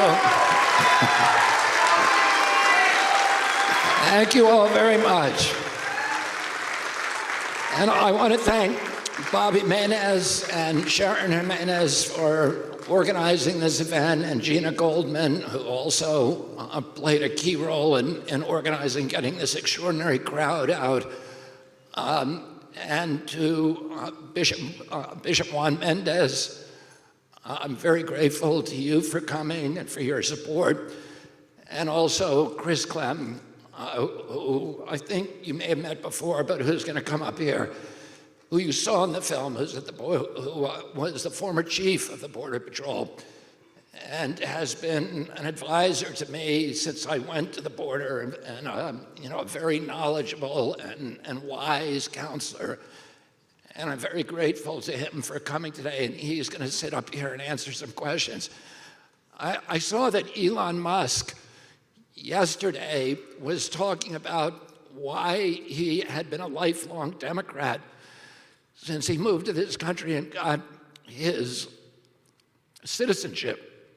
And he said he joined the Democratic Party and supported it for all of his life because the Democratic Party was the party of kindness. And that was the Democratic Party that I grew up in. And I think ultimately the impulse to open the border that we saw at the beginning of the Biden administration was, for most Democrats in this country, was motivated by kindness, by a humanitarian impulse, by this idea that the United States should be a welcoming country, and that it was wrong to deny access to our country to people who were fleeing oppression and fleeing difficulties in their own countries. And what I saw down there convinced me that this is not a way of demonstrating our kindness. We have created, through these open border policies, this extraordinary humanitarian crisis. And one of the things that they don't talk about in this film, the people who were coming across that night, the first group of 120 were from Africa. And I didn't get a chance to question them, but we questioned everybody else in the second group. They were coming up in buses, 55 on a bus. The buses are owned and operated by the Mexican drug cartels. I expected to see many people from Latin America and Central America fleeing oppression, fleeing the drug cartels in their own country, removing their families for the sake of safety, making this incredibly perilous journey, tearing up their roots because there was something bad happening in their country that was threatening their lives. But what I saw, we only saw that whole night 2 families from Latin America, one from Peru and the other from Colombia. The first group of 120 was all from Africa. The second group was mainly Asia, Azerbaijan, Kazakhstan, Uzbekistan, Tibet, Nepal, Bangladesh, Pakistan, China, India. And when we questioned them, only the 2 groups from Peru and Colombia said that they were here fleeing oppression. The other ones said they were here because they wanted to work. They wanted to do the things, as I said in that film, that all of us want to do in this country. But the puzzling thing to me, the extraordinary thing, is that when they crossed the border, they knew exactly what was going to happen to them. And we subsequently learned from them and others that the cartels are advertising all over the world on TikTok and YouTube. And they're showing the people exactly what's going to happen. They're saying, we will charge you give us $15,000 and we will get you into the United States. And they show them every inch of the way, the different routes they can take, the different choices, and exactly what's going to happen to them when they cross the border. The Border Patrol, which we talked to, were completely demoralized because they have been asked not to do their jobs, which is to secure our border, but simply to act as processing agents to bring new immigrants into this country. And, you know, they process them, they fingerprint them when they come across. If they have a criminal record, they go into one line, but very few of them do. The others are then brought to the airport in Yuma, and they're given a plane ticket, if they can't afford it, or at taxpayer expense through FEMA, to any destination they want in the United States. And you can say, well, that's a kind-hearted gesture from our country. But in fact, all of the people that we talked to had gone through a nightmare. They had been exploited, extorted. Some of them had been robbed. The Peruvian family was robbed by the cartels of all their worldly possessions and their lifetime savings. They were beaten in some cases, and we heard all of these horrendous stories of rape, and you saw the taxpayers of Yuma are financing this center to treat children and women who have been raped with the drug cartels called the final payment before they cross the border. You saw in there this terrified man from Colombia trying to maintain his composure when he told me that his family, that his 18-year-old daughter and her 18-year-old friend had been separated from them by the cartels before they came across the border, and he had no idea what happened to her, and he was pleading with us, please help me find her. 85,000 children have disappeared. We don't know what became of them. And then the ones that come here are given a court date 7 years in the future by the asylum courts. So they are in our country, but they have no legal status and no capacity to work legally. So they are then exploited by unscrupulous employers who pay them $5 or $6 an hour, which is enough to get a little bit of food, but it doesn't get them off the streets. And they fall then on the social safety systems, and they are crushing those systems all over our country. And you saw Mayor Adams make this statement in front of the city council: they are destroying New York. And Mayor Adams, a year ago, was one of the champions of the refugee program, of the program that said everybody should be welcome.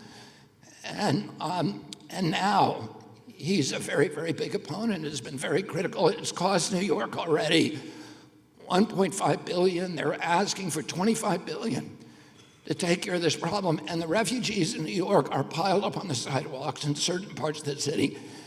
The city is housing them now at Randall's Island on the sporting fields. So we have in New York a whole generation of kids who for 2 to 3 years, because of the lockdowns, many of these kids on scholarship trajectories, that their lives are going to be altered whether or not they get that, and they couldn't play their sports because they were locked down. Now they can't play their sports because there are refugees camped on the sporting fields in New York. Oh, it is a humanitarian catastrophe. And, my father was very, very close to Cesar Chavez. He was probably my father's most beloved and important political ally. He helped my father on the last day of his life to win the state of California. And I spent the last 2 decades of his life, I spent doing a lot of work with Cesar on pesticide issues. And his family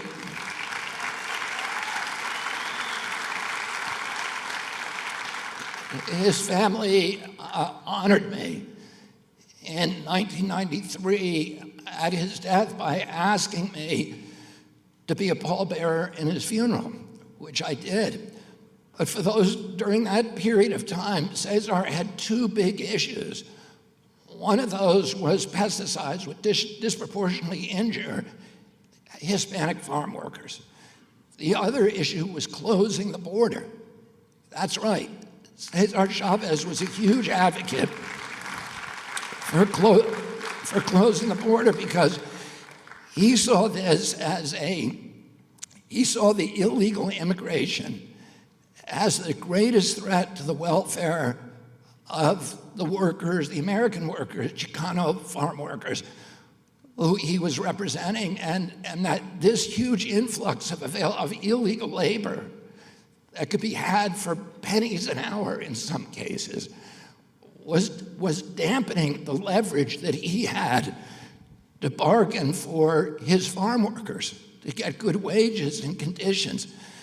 And you know, we all need to start taking a different look. We need in this country, we need high walls, but we also need wide gates. We need to make it so that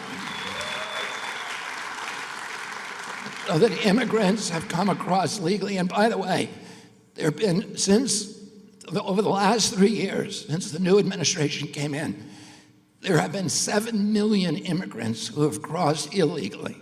During that same period, only 3.1 million immigrants came in legally. And the Mexican drug cartels are running the US immigration policy now, and that's not good for our country, and it's not good for Mexico. And you know, we need to work with Mexico instead of alienating and bullying them. We need to work. We have the worst relationship now with the Mexican government that we've had during my lifetime. And we need to repair that. We need to work together as partners in dealing with this problem.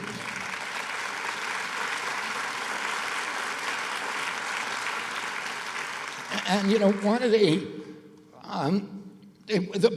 good news is that the issue is solvable. Everybody we talked to down there said, from the local law enforcement to the ICE to the Border Patrol, all said, and you know, Chris Clem is going to come up here and vouch for this, all said you can shut this down immediately if you do the right thing. And that's what I'm going to do as president. I'm going to secure the border.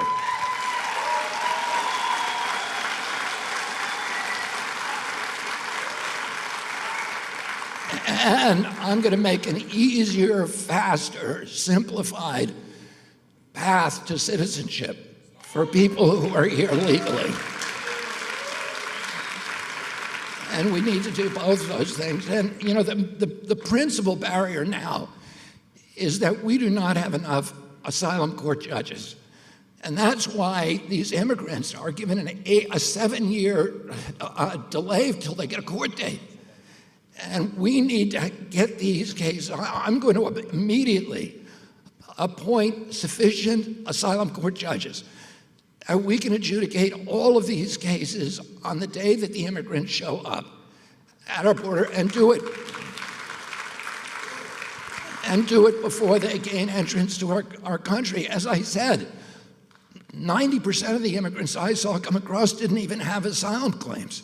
They weren't pretending to. And usually about 85% of the people who do have asylum claims, that those asylum claims are deemed not accurate. So, but you need to do that adjudication at the border, because once somebody makes an asylum claim in this country, they have a right to stay here.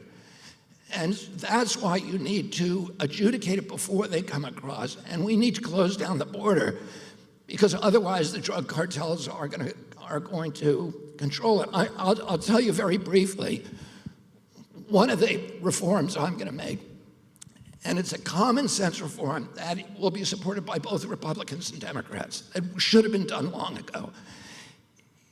I'm going to, the day that I get into office, I'm going to order the State Department to waive passport card fees at the US Post Office, so that every American whether you're rich or poor, you can go in and get a passport card, which is a federal picture ID. This is important because there are people in this country, particularly poorer neighborhoods and urban areas where people don't have, where people are elderly, they have lapsed driver's license, or they've never had a driver's license because they don't drive. And for those people, if you do not have a government-issued picture ID, you are a second-class citizen in this country. You cannot open a bank account. You cannot stay a night in a hotel. You cannot board an airplane. You cannot go visit your children at school. And when you show up at the voting booth, this has caused a huge friction between Republicans and Democrats who say, why aren't you demanding ID? And the Democrats are, well, many of our constituents are too poor to afford their ID. So it's unfair, you're disenfranchising them by demanding it. Well, the solution is to make sure they all have IDs. And this is not mandatory IDs. I'm against that.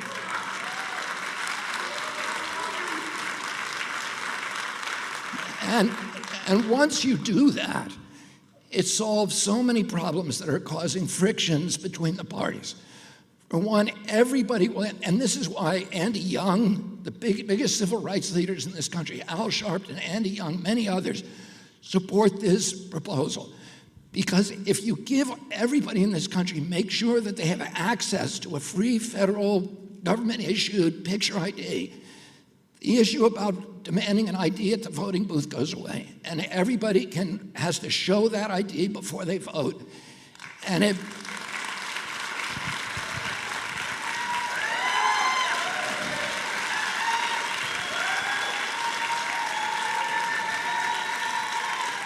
And it reassures Republicans who believe the voting system is rigged, it's being rigged by Democrats, and it reassures Democrats that all of their voters will be counted because they will have that ID. It's an easy fix for this problem, but let me tell you what else it does. It is illegal in this country for an employer to hire somebody who is illegal, who has no legal status. But the employers get away with it because the enforcement of that law allows them to accept a Social Security card. The Social Security card has no picture on it. It's easily fabricated, and it's handed hand to hand, and it's a fiction. For example, in New York, construction firms in New York all know that if somebody who shows that Social Security is almost certainly illegal. And yet that's all they need to do. They need to just check the box.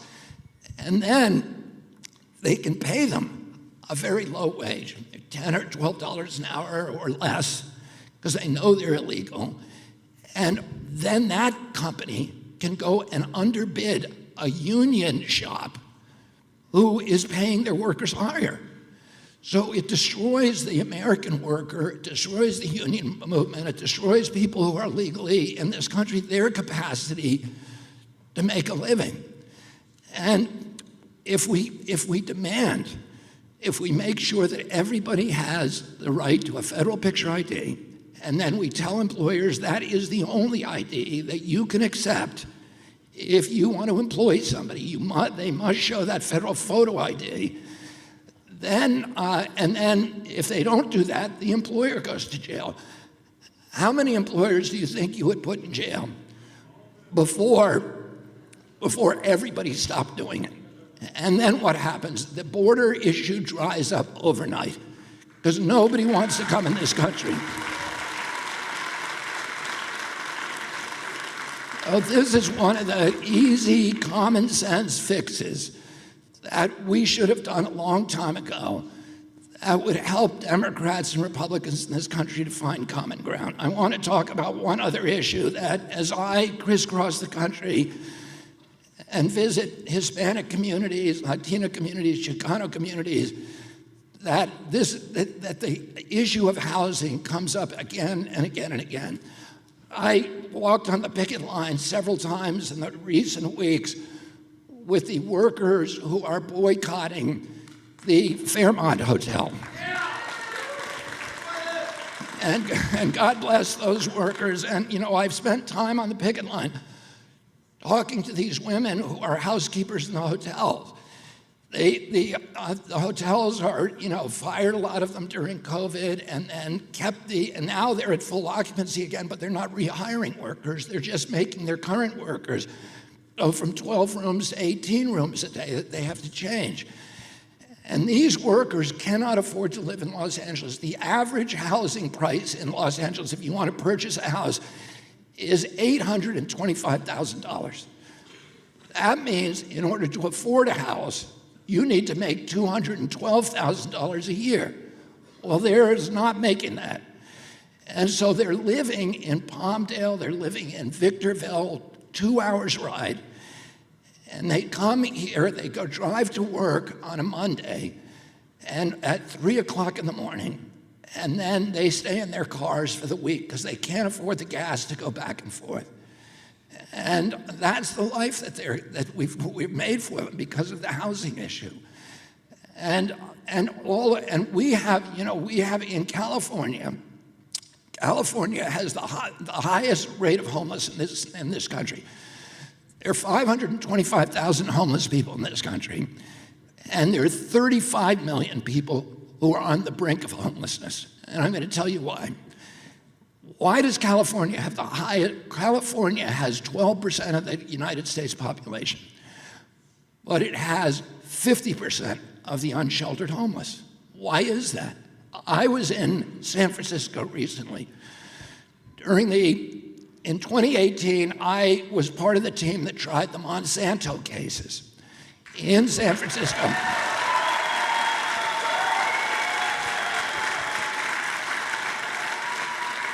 And so I lived in San Francisco and Oakland for about 9 months out of that year. And every day I would go down to Union Square in San Francisco and I would work out at the gym down there in the morning before I went to court. And in Union Square is like the Fifth Avenue of San Francisco. Tourists come to go shopping there from all over the world.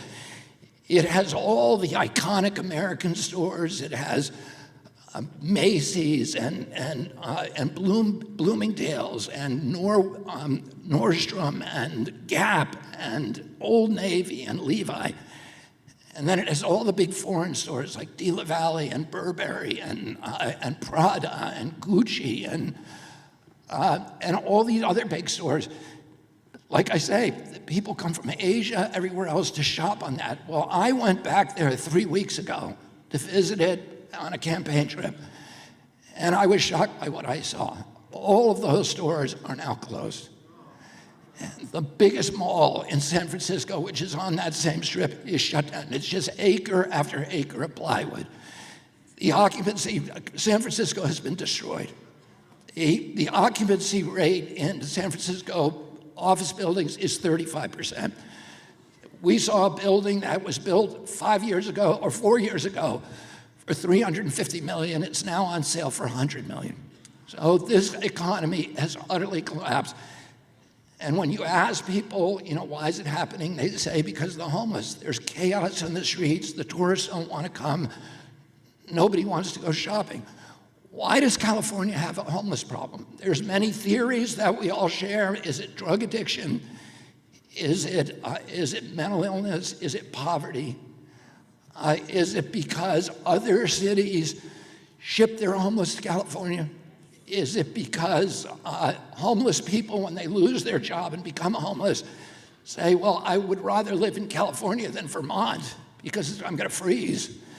So they all come here. These are the things we tell each other. But there's University of San Francisco, and a very famous researcher named Matthew Desmond, have done extensive studies on it. And here's what they found. It's not drug addiction, and it's not mental illness, although those are common, although not ubiquitous in homeless populations, and it's not poverty.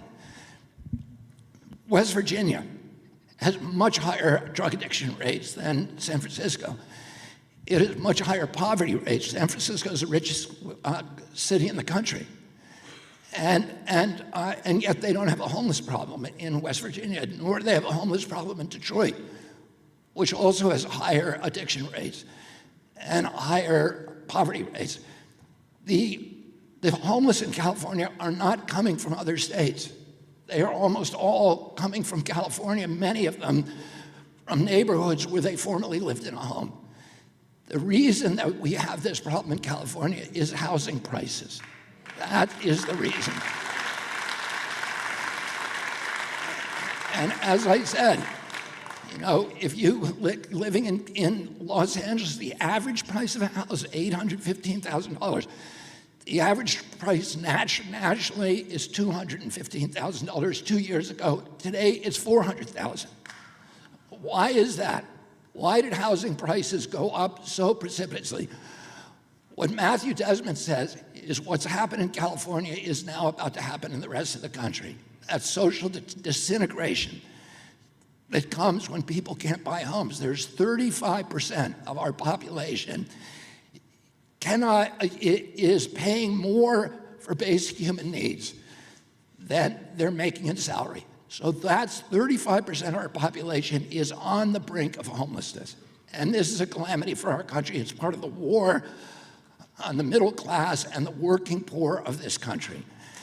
And why is it happening? It's happening, one, because of the inflation, paying for $8 trillion in wars over the past 20 years, paying $16 trillion that the COVID lockdowns cost us, closing 3.3 million businesses, but mainly, and so everything is getting more expensive. Inflation is a tax on the poor. But the real reason that housing has outpaced anything else is because there are three giant corporations, BlackRock, Vanguard, and State Street.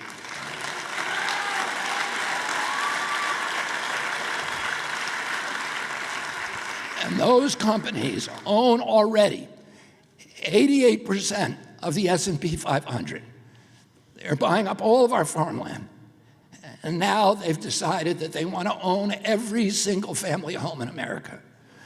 So when you go, and all of us have, you know, I have 7 kids, 6 of them, when I was their age, I was thinking about buying a home.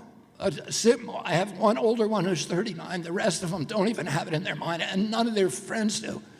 Kids today, we promise Americans that if this was the American dream, you work hard, you play by the rules, you're going to be able to afford a home. You're going to be able to take a summer vacation, to save for your retirement, to raise a family. But that's just not true anymore. There's nobody in that generation who believes, and that's with one job.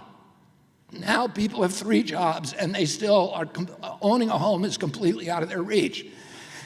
And it's because when you go out to buy a home, we all hear these stories of somebody, a friend or ourselves, who tried to buy a home, was about to put the money down, sign the contract, go into escrow, and at the last minute, somebody comes in with a cash offer and takes it off the table. And you're saying, who is this with the cash offer? And so you look into it, and it's an LLC with an ambiguous name. And if you pull the strings and follow the breadcrumbs, that leads you to BlackRock, State Street, and Vanguard. Oh, these companies, the cost of money to them, the cost of a mortgage, is 30% less than the richest people in this country. They pay almost nothing for mortgage, for money. So they can outbid you and they can outbid your children. And they're now, our kids and our families are now competing against these companies which are trying to buy every single family home. We are on track in this country that within 6 years, corporations will own 60% of the homes in our country. And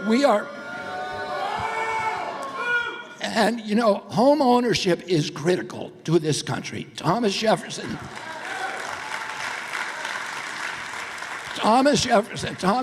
said American democracy is rooted in tens of thousands of independent freeholds owned by families, each with a stake in our system, and each with a stake in democracy. If you don't have that, what we're doing now is an aristocratic model. It's a colonial model where giant corporations own the landscapes and we all become serfs on our own land. It's a feudal system that they're trying to reimpose in this country. And they're doing it because the cost of money is so low to them. And they're, not only that, but if you own a home, as opposed to renting one, and the rental prices, their ownership is now driving the rental prices up. So 48% of people who are renting homes feel that they cannot afford it. They're living paycheck to paycheck, and they have to borrow. You know, we're now living at a time when the average income in our country is $5,000 less than the cost of basic human needs of food, housing, and gasoline.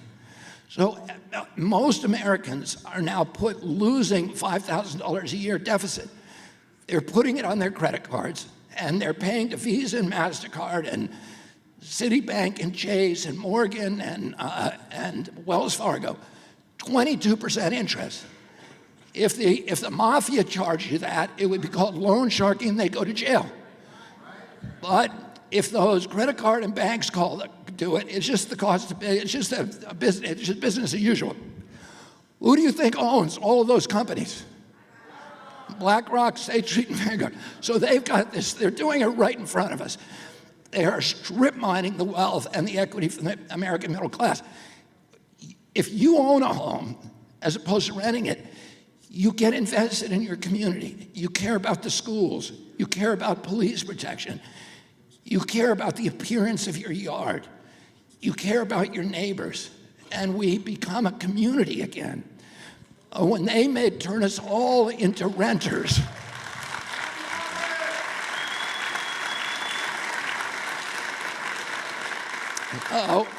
so I think my time's up, and I'm going to tell you what I'm going to do.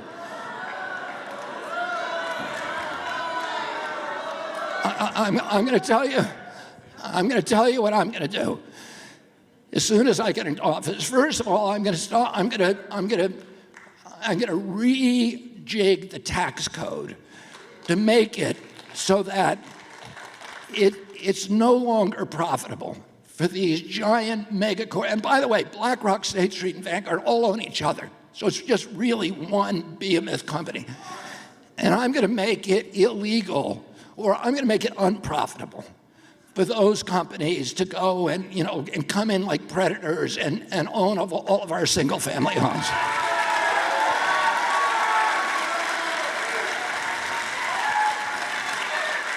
But here's what else I'm going to do. I'm going to create a new class of mortgages at 3% interest. And this has been done before.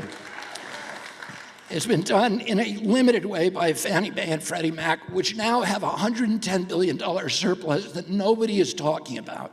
Oh, that shows what can be done.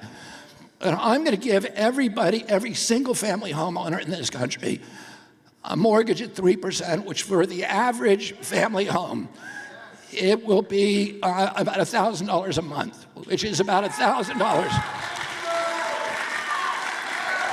And I'm going to do it without raising the deficit, which I'm not going to do because our deficits are irresponsible.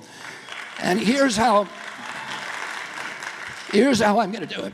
You know that if you have a rich uncle who will co-sign your mortgage, you can get a much lower rate because the bank is basing your interest rates not on your lousy credit score, but on your uncle's fantastic credit score. So they give you a much lower rate. Well, I'm going to give all Americans a rich uncle. And that uncle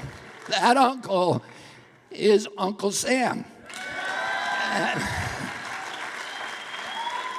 And Uncle Sam is going to co-sign your mortgage. And if you default, Uncle Sam can resell the home like they did with Freddie Mac and Fannie Mae, which is why they have a $110 billion surplus. In order to pay for those mortgages, to finance them, I'm going to issue a new issuance of Treasury bills at 3% interest tax-free. So we will be able to finance all of those. The first 500,000 I'm going to give to teachers because they are the most neglected. Teachers are the most important profession that we have in this country. And they are beleaguered, they're abused, and they're undervalued. And we need to make it so that they can live in the neighborhoods. These mortgages will only be available to people who live in that home and who work in that neighborhood.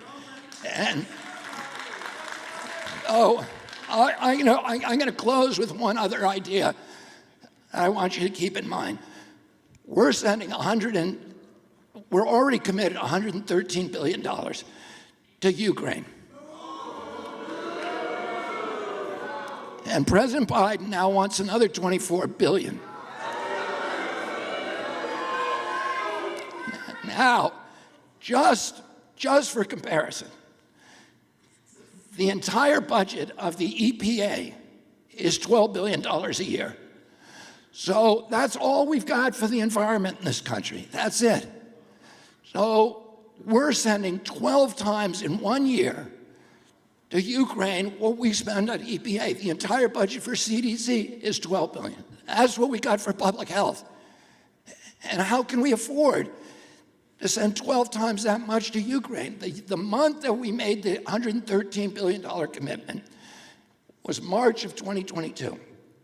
And that month, we also spent $300 billion, twice what we're getting to Ukraine, to bail out the Silicon Valley Bank. So, and that same month, we cut food stamps to 30 million Americans from $283 a month to $23 a month. And we announced the cuts of 15 million Americans from the Medicare rolls. So, like I said, they're doing this right in front of us. They got plenty of money for the military-industrial complex and plenty of money for the big banksters. But when it comes to working Americans, there is no money. We're broke. So that month, Mitch McConnell was asked, how in the world can we afford $113 billion to Ukraine? When we have crisis, there's 2 zip codes in Chicago.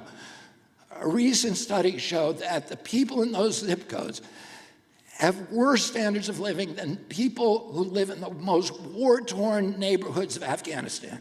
We have a crisis right here in this country. And Mitch McConnell was asked by a reporter, can we really afford to send $113 billion to Ukraine? Here's what he said. He said, yes, because the money's not really going to Ukraine. The money is going to U.S. military contractors, to General Dynamics, to Raytheon, to Boeing and Lockheed. These are American companies, so that money is really coming back here for the good of America. So, who do you think owns every one of those companies? Exactly. And when we give the money to Ukraine, we call it a loan. Of course, how many people here believe that Ukraine is ever going to pay that back? Yeah, nobody. And nobody does. There's nobody in Washington who does. The same number of people in Washington believe they're going to pay it back. But what it does is it allows us to put the screws on Ukraine, and we signed a contract with them that compels Ukraine to do certain things. And one of those things is to sell most of its assets for cash, including its farmland. Now, Ukraine has the best farmland in the world. For 1,000 years, there have been wars fought over that farmland. It is the breadbasket of Europe. And people say about Ukraine, about the soil, that if you throw a boot, an old boot, on the ground in Ukraine, something that will grow from it that you can eat, because it's so rich and fertile. And everybody, for many, many centuries, has been trying to get their hands on it. Well, guess what? Now they're being forced to sell it. The small farmers are being forced to give up their land. The government is giving up its. They've already put on the auction block 28%. Who do you think the biggest buyer is of that land? Exactly. So, why are we in this war? We know who's making the money from this war. They're doing it right in front of us, and what they do is, the strategy that allows them to get away with it is they keep us all at each other's throats. Oh, they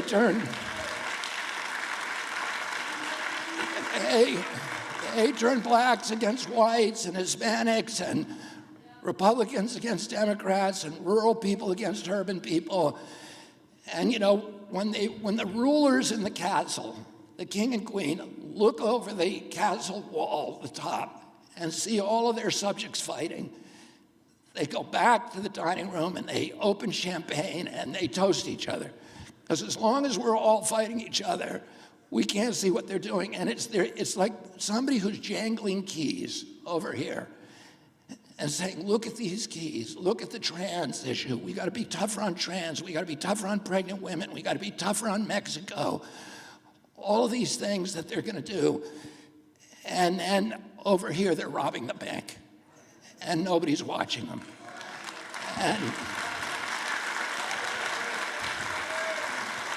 But I have my eye on them.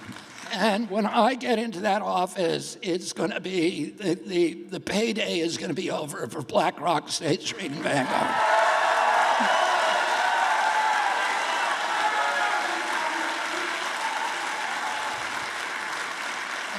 And somebody just a moment ago shouted at me about the DNC. Well, the DNC did the same thing they're doing to me. They did it to Bernie Sanders. Because Bernie Sanders posed a threat to the DNC's donor base. Well, I am 10 times the threat that Bernie Sanders was.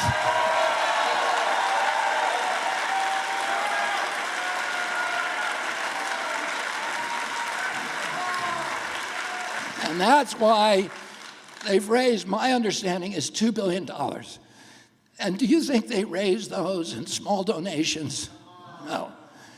And no, they didn't. They raised it by somebody, in the White House basement calling all the billionaires and getting the big money from them. And why did they hand it over? Do you think those billionaires and big corporations like Monsanto and Pfizer and BlackRock and State Street and Vanguard, do you think they gave those big million-dollar donations to the Democratic Party out of a patriotic impulse? Or out of a humanitarian impulse? I don't think so. I think they think they're going to get something for that money. I think they don't look at that as a donation. I think they look at it as an investment. And I'm going to make sure that they do not get a good return on that investment. I want to thank all of you for being here, and thank you for your support. And I'll see you in the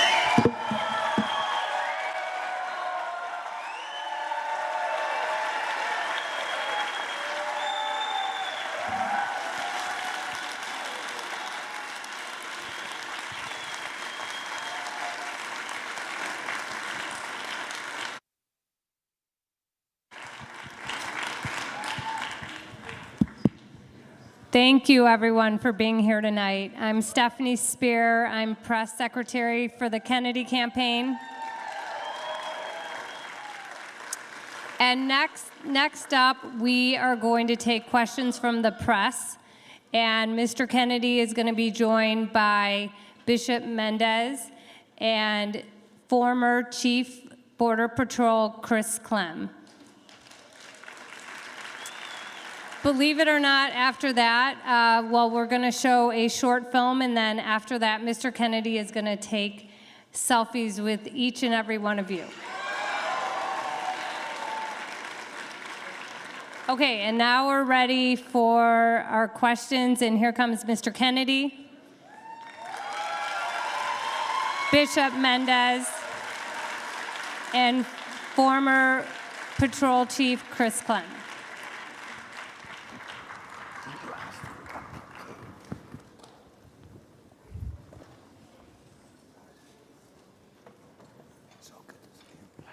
Okay, first question, please.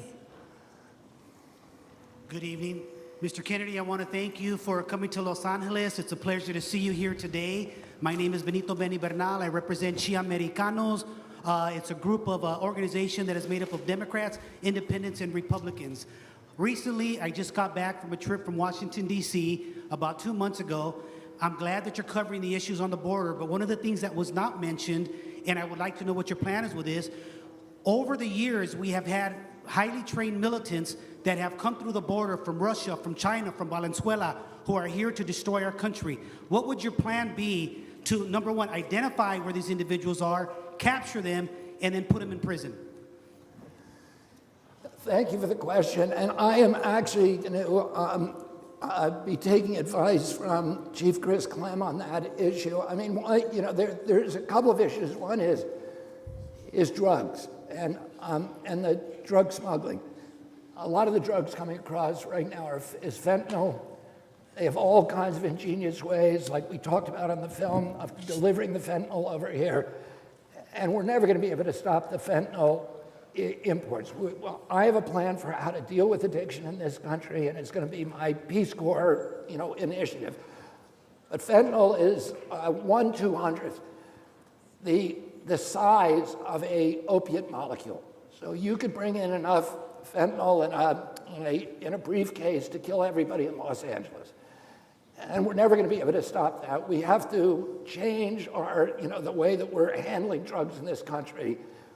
We need a completely different philosophy, and one that's based on good health, community, restoring public health, mental health in this country, and restoring a sense of community in this country, because it's the alienation of our kids that is driving them to use these drugs and to overdose. 106,000 last year. And the same routes that are bringing the drugs in are the routes that you're talking about, yes, sir. In which you have people who are bad people, who mean harm to our country. Yes, sir. And I'm going to, when I get into office, I'm going to be taking advice from this man here as to how to deal with that issue, and I'd love Chris to respond to the question. Well, no, I appreciate it, and that's a very important question for everybody to understand. You're talking about people from special interest countries that really don't have good intentions towards the United States, and the fact is those people are coming in. We've had over 150 people on our terrorist watch list being apprehended by Border Patrol, but trying to come in between the ports of entry. What the problem is these databases that we're checking them on, really, if there's no relationship with that country, or it is a very cold relationship, we're not going to get any information from them. Correct. So our databases are going to come back with little to nothing. So they're ultimately, what's happening right now is they're being released. So what we need to do is we need to detain those folks until we can do proper vetting so they're not released into our communities, because there are a lot of single adults coming from countries that really don't like us. And if they're getting released in our country, we can only know what could possibly happen. So we need to detain them until we have 100% confidence that they are somebody that is not going to do us harm. Good answer. Thank you. Good evening. Oops, did this one up?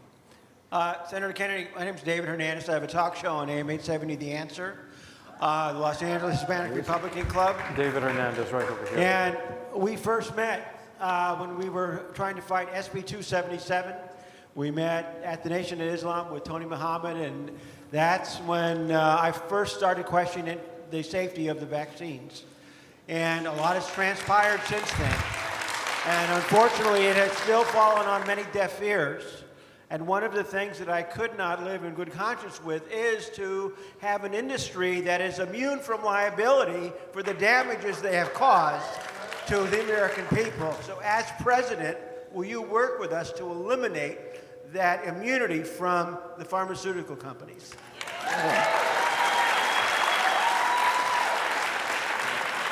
Yeah, I will certainly submit legislation to do that, but in order to do that, because that's part of the 1986 Vaccine Injury Compensation Act, that immunity provision, And I will not be able to do that without the help of Congress. And I want to take much quicker action. And I have a whole suite of actions that I'm going to do in the first week I'm in office that will inform the American public, give them a true understanding of the risks and costs of those products. And the way to do, at this point, there's no way to make that assessment because the NIH will not release that data, and they will not allow access to the databases. You can do those studies very, very quickly. The biggest database in this country for vaccine injuries is called the Vaccine Safety Database. It has the records of all the top 10 HMOs. It has all the vaccination records and all the public health, the health claims, so claims for diabetes, for seizures, or for ASD, for treatments of allergies, et cetera. And those databases are digitalized. So you can do a study on them in hours. You can look do a cluster analysis through artificial intelligence and find out exactly what the safety profile of every one of these products are. And no American knows the safety profile of those products because those studies have never been done and the information's never been released. And we need to know that so people can make an intelligent decision about the risks and benefits and understand that the vaccine product they take is actually averting more problems than it's causing. And so that's one of the things I appreciate. Thank you. I got a lot of other stuff that I've talked about publicly.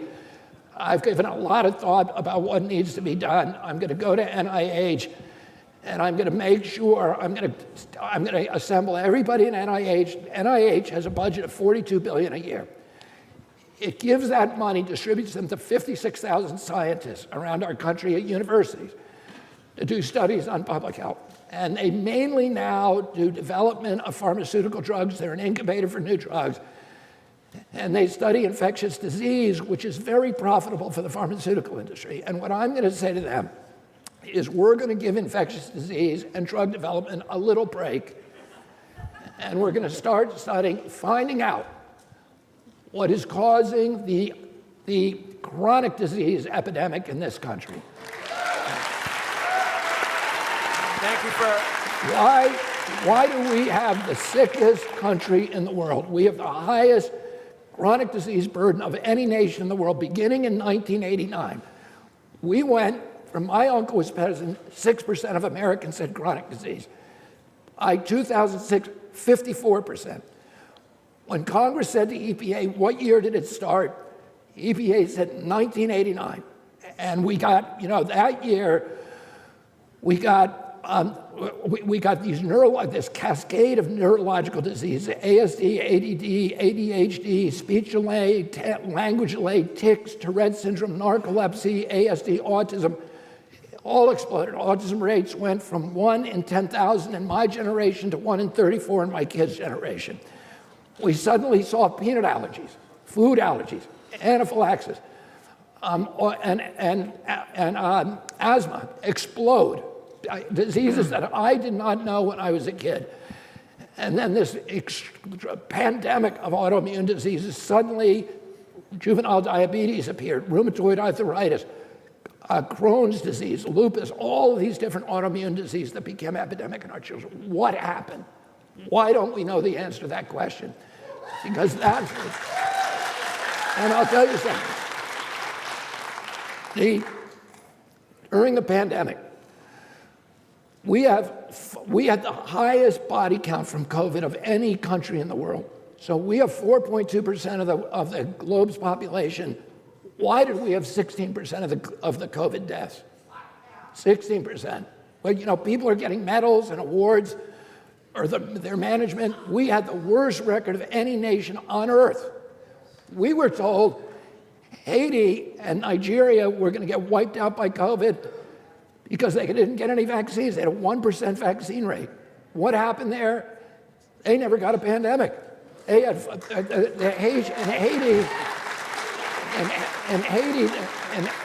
Haiti, They have 15 COVID deaths per million population. In Nigeria, 14. We had 3,000. We had 200 times the death rate of those countries. Somebody needs to explain that. So we had the highest death rate, 16% of the deaths. And what CDC says is that the average American who died from COVID had 3.8 chronic diseases. So they had obesity, they had asthma, they had diabetes, and one other. And so what was really killing them was chronic disease. The COVID just pushed them off the edge. And we have the highest healthcare costs in the world too, 4.3 trillion a year. We got 3 or 4 times per capita what any other country does. And we have the worst health outcomes. We're 79th behind Cuba, Nicaragua, Mongolia. Why don't we know the answer to those questions? Why isn't somebody studying that? And the reason is this. The things that are causing chronic disease, which is the poison in our food from the big agricultural pesticides, the poison in our water, the poison in our medicines, including the vaccines, which exploded. We went from 3 vaccines that I had to 72 vaccines mandated for our children at that time period. And we need to find out which one of those things, and maybe it's all of them, are doing this to our kids. Because, we have the highest cost of 4.3 trillion. As I said, 80% of that goes to chronic disease.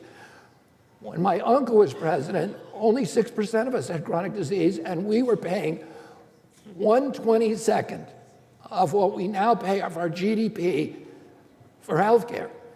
And we were a much healthier nation. So, I'm going to clean up our food so we're actually eating nutrients rather than fillers with poison. And our medicine. And thank you for your question. Thank you, because you have a room full of medical freedom warriors sitting here that have been in this battle a long time. And they respect your courage for stepping out when you did, because I know that came at a big cost, so thank you. Thank you.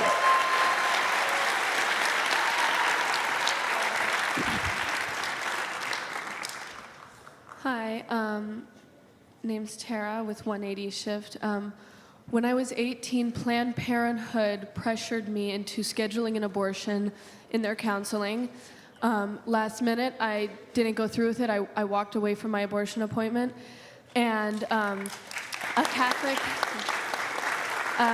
Catholic organization called Sisters for Life helped me get back on my feet and out of a tough situation. And my daughter is 4 years old now and thriving. Praise God. But, so in regards to the border, though, your views shifted when you saw the humanitarian crisis. So my question is to you is, what is stopping your views from shifting in regards to abortion and having a more anti-abortion stance, which many Hispanic Catholics believe is a humanitarian crisis? Thank you. I'm very, very happy about your baby and about your decision. I believe that every abortion is a tragedy. I believe that people who oppose abortion, that they need to be respected, and that we need to be able to have a congenial, respectful debate about that issue. I have fought my entire life for medical freedom, for people to have bodily autonomy, to make sure that the government is not telling us what medical treatments we can and cannot have. And I understand the abortion issue is complex, and that it's a difficult issue for all of us. Where I come down on the issue is that I don't trust the government to tell us, what we can and cannot do. I think we ultimately, no solution is a good one, but I think we ultimately just have to trust women. We have to trust mothers. And it's a decision that, has to be between ultimately the mother and her pastor, her spiritual advisors, and the medical profession. People who that woman trusts to advise her, and that we should not have government bureaucrats making those decisions. So I also believe that it's really important for our government to support mothers who want to bring their babies to term but have economic problems doing that. And I intend to make that one of the priorities of my administration, because I believe every abortion is a tragedy. Thank you.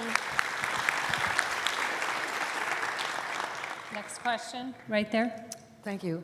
Hi, I think I speak for every cynical person in this room when I say that you've given us hope, and that is no small thing.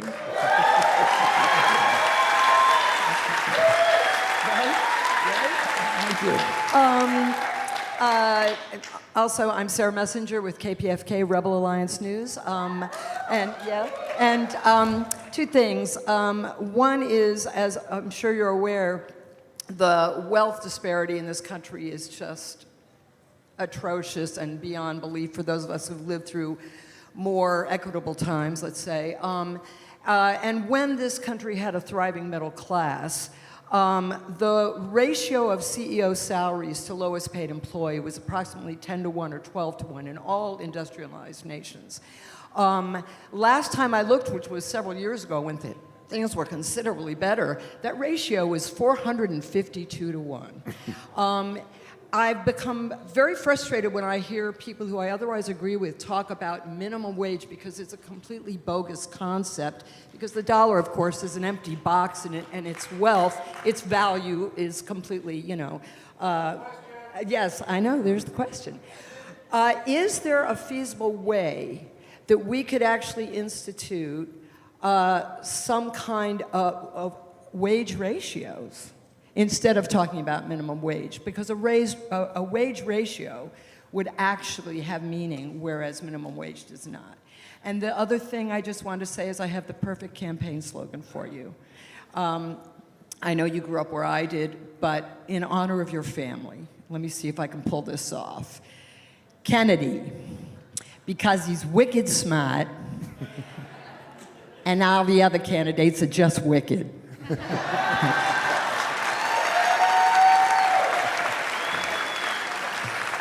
I will try that out on my team. Yeah. I've never, that's the first I've heard of that concept. It's my idea. I'll look at it. I can't give you a good answer about it. Right, I didn't think so. But we need to raise the minimum wage in this country. I think the most important thing is to get people to get the price of housing lowered. Yes, absolutely. And because, and to get control of the Fed, which is now an instrument for shifting wealth upward.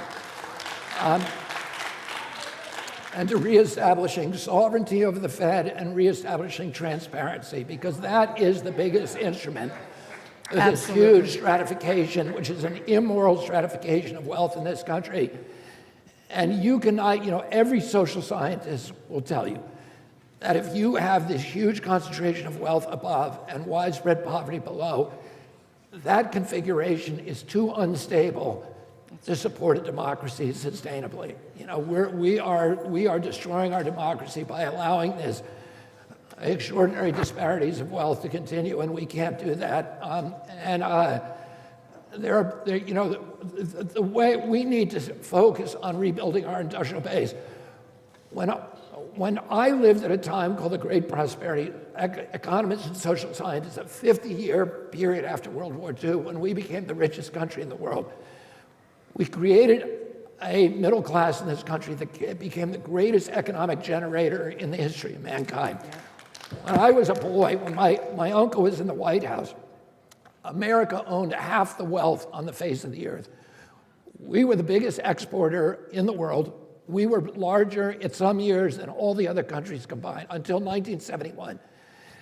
And the main change that launched that that prosperity was the GI Bill and the other things that we did, the other instruments that we created immediately after World War II, that put the entire American population into their own homes. Because if you own a home, you now have access to equity. You can borrow against that home. If you want to start a business, even a small business like buy a sewing machine, you can do that, or you can bet the home and go buy it, start a restaurant or a retailer. If you don't own anything, if you're stripped of equity, then you have no entree into the capitalist system. You're not part of it. You are just a serf. You go from being a citizen to being a subject. And that's what's happening in our country today. We're no longer citizens, we're now subjects. And so I'm really focused on getting Americans into home and then reconstructing all of these other institutions that help build the middle class in this country, removing or allowing people to get out of their student debt, to discharge it in bankruptcy, allowing them to, lowering the student debt so that it's no more than 7% of total income.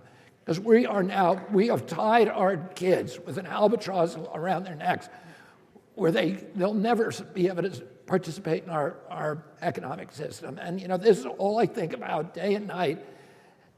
How do you rebuild the American middle class? And I have a lot of exciting ideas that I think will get bipartisan support. But I'm looking for it, so thank you. Absolutely. But I hope you'll think about wage ratios. Thank you. Hello. Hello, my name's Elizabeth. Soy Latina, and I'm also a member of Gen Z. I'm 17 years old, and this next election will be the first time that I'm going to be able to vote. So, I want to know why should Gen Z, people my age, it's going to be their first time to vote, why should they be voting for you? What makes you stand out among all the other candidates that are out there? Whether it's something that's going to be affecting our future, or what do you have to offer? Well, I would say that, number one, I am going to end the warfare state.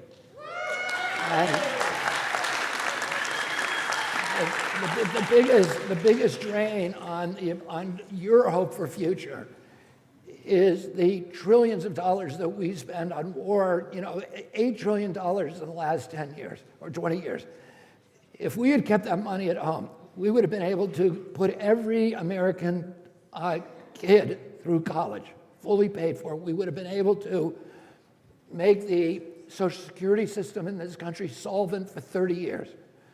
We could have provided child care for all American families so that they can go to work, and we can pay the child care off with the income the parents are now allowed to make when they're at work and they're paying taxes on. And as I said, we could pay off all the student debt in this country and do many other things. And the thing that's keeping us from doing that is this addiction that we have to war.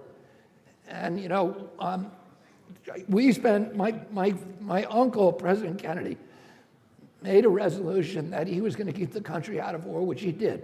And we were, when I was a boy, the most beloved nation on earth. When I went abroad, there were a crowd that I saw in Krakow that gathered when they heard we were in town, 1 million people with tears running down their faces, coming just to touch my dad because he was an American.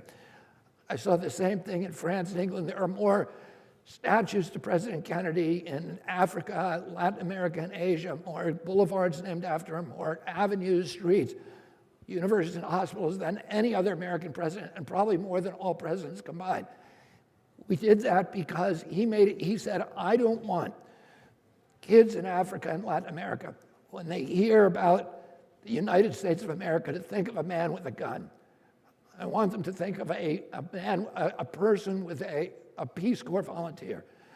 I want them to think of the Kennedy Milk Program, which gave nutrition to tens of millions of malnourished kids. I want them to think of USAID and Alliance for Progress, which put America on the side of the poor. And when my uncle made a trip my uncle had 2 trips that he said were the favorite of his presidency, one to Ireland, right before his death, where he promised the Irish people, I'll return in the springtime, which of course was a promise he couldn't keep. The other was to Colombia to meet President Yves Camargo, who was, in my uncle and my Aunt Jackie's estimation, the most brilliant political leader they had met in their careers, and they had met de Gaulle, and they had met, all of the great leaders. They met Eamon de Valera, the George Washington of Ireland. But they said Yves Camargo was the smartest, most brilliant, and the greatest strategist. There were 2 million people who met my uncle, who came out to greet my uncle in Bogota. And Yves Camargo said to my uncle in the middle of his speech, he said he couldn't speak because the cheers were so loud. And he said to my uncle, do you know why they love you? And he said, no. And he said, because they think you put America on the side of the poor, against the oligarchs and against the military. And, that's where America should be, because that's good for our national security. It's good for our trade. Now, we spent $8 trillion. The Chinese took that playbook from my uncle, and they adopted it. So while we spent $8 trillion on wars over the past 20 years, bombing ports, bridges, schools, universities, hospitals, people, the Chinese have spent $8 trillion building ports, schools, roads, hospitals, and universities, and they are now have displaced us from the world leader. They are the biggest creditor now, China, in almost every country in Latin America, almost every country in Russia and in Africa. They've now created BRICS, which is an alternative to the American dollar. They didn't want to create it. We forced them to by weaponizing our foreign policy. There's now 11 countries signed up to BRICS, 90% of the oil in the world, 47% of the global population. They're about to take the dominance of the US dollar away from us. That is what your generation needs to be aware of, because that will make the Great Depression look like a cakewalk. And what the Chinese do is they go to Ecuador. They build a road from the Oriente to the Playa, to the Pacific. And they secure that loan with the right to Ecuadorian oil production for 20 years, but they send in 5,000 engineers, 10,000 workers, and they live in Ecuador. They become part of that community, and they learn how to do things. They learn how to do trade, and they teach other people. When I was a kid, Rice University in this country graduated 20% of the engineers on Earth, and if somebody wanted something built, a dam or road, they came to us. Guess what? Rice University now produces fewer than 1%. The Chinese graduate 1.4 million engineers a year. They place them all in jobs all over the world because they're not making wars. They're making peace. We have 800 bases. We have 800 bases. The Chinese have 1. And they're eating our lunch. And, if somebody asks America today to build a road in Mexico or Nicaragua or a canal, we can't do it. We don't have the engineering bench. We used to be the builders of the world. We can't do it anymore. And we need to check, because all of our concentration is toward the one thing that we export really well, war and weapons. And it is draining our country. Paul Kennedy, who's no relation to me, one of the great historians who teaches at Yale, has done an analysis of the decline of every empire in the last 500 years, and everyone was destroyed through the seduction of advancing its military around the world, overextending its military, which drained the middle class, which destroys democracy, which turns us into an imperial nation abroad and a surveillance state at home. There's nobody else who's running who has the capacity or determination to unravel the empire abroad, bring that money home, and rebuild the middle class, including the kids your age, and that's the greatest hope for them. Okay, we have time for one more question. Your question, please. Yeah. Hi, everybody. My name is Pupi Gayen Getsop. I'm immigrant. I'm from Africa, and I'm here. I'm a journalist reporter for the Collegian, Los Angeles City College newspaper. I have a question for you, Mr. Kennedy. I would like to know if you become a president of the United States, and then what would be your roadmap for Africa? I'm saying that because since so far, we know that the Biden administration recently went to Africa and proposed them the LGBTQ law, and which is really not African culture. So for me, it's like compared to the Russia, who is offering African military trainings, and on the other hand, we have Asian offering infrastructure to develop Africa. So what would be your roadmap for Africa? Thank you. What would be your roadmap for Africa? It means like if you become a president, what would be your relationship? My plan for Africa? Yes. Yeah, I mean, it's pretty much, listen, why do we have troops right now in Niger? We put a base in Niger when there was no problem in Niger. And because we put that base there, there's been a Muslim anti-American uprising in Niger. And now we went in, the United States, and overthrew their government. Oh, this is, the problem with with projecting military power abroad instead of economic power. What I'm going to do in Africa, and I've been traveling to Africa since I was a little boy. I have a tremendous love for Africa. I've met, since the 1960s, I met with the leaders of Africa, Mandela, Tom Mboya in Africa, Jomo Kenyatta in Kenya, many, many, many others. And I think one of the saddest things that's happened to American foreign policy is that because we militarized our relationship with Africa, Africans wanted our leadership, but we gave them bullying instead. And we need to now do what the Chinese are doing, which is go in Africa, bring genuine aid, listen to what people need there rather than telling them what we want them to need. Yes, that's what I'm looking for. Thank you. And supporting local economies, not just trying to develop markets for our pharmaceutical products. We've turned Africa into a pharmaceutical clinical trial testing area and turned the people of Africa into guinea pigs. And, we need to listen to Africans and actually do something that's going to help and strengthen our bond and relationship so that we have access to their markets and they have access to ours. Well, thank you very much. And thank you. And Thank you.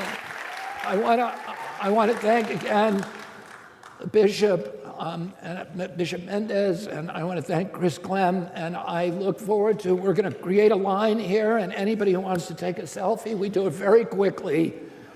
It looks like a lot of people, but we have a system. We did in Charleston 2 weeks ago, we did 600 people in 24 minutes. You got to run, and you got to keep moving, but we will get it done really quickly. If you want a picture, let's do it. So thank you all very much. And now, you can play the phone. Thank you so much. I want to take a selfie with you. That's right, we should get our first You selfie. listen for 2 minutes, you're going to see a really good film. Here. Thank you, brother. I was going to take a selfie. Los presidentes Biden y Trump están. Buenos días, amigos y amigas. Yo soy Robert Kennedy. Los presidentes Biden y Trump están orgullosos de lo que han hecho por la economía estadounidense. Pero yo les pregunto, ¿por qué el ingreso promedio en este país es $5,000 menos que el índice básico del costo de vida? ¿Por qué una cuarta parte de los americanos tienen inseguridad alimentaria? ¿Y por qué en este país la mayoría no puede pagar por una emergencia de $1,000? Aunque nuestros últimos dos presidentes usan gráficas y estadísticas engañando, al público. La realidad está a la vista en toda nuestra nación. Está colgada en las ventanas de todas las pequeñas empresas que han tenido que cerrar.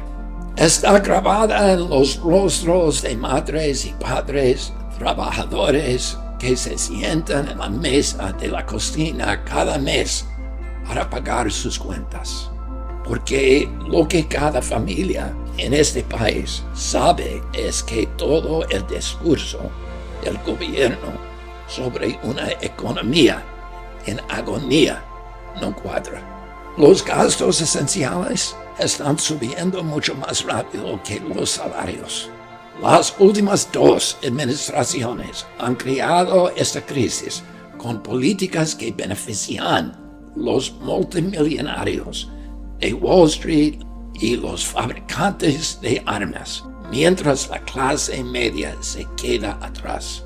No solo eso, tienen el descaro de buscar la reelección a base de sus programas económicos. Y si alguno de ellos es elegido, el público puede esperar más de lo mismo, más búsquedas inútiles para encontrar una vivienda que no sea demasiado costosa, más arroz y frijoles en lugar de carne y pollo para lograr pagar en el supermercado, más cancelación de citas médicas porque no hay dinero para pagar por un doctor, más billones gastados en guerras extranjeras, mientras aquí en nuestra tierra los maestros tienen que comprar sus propios útiles escolares.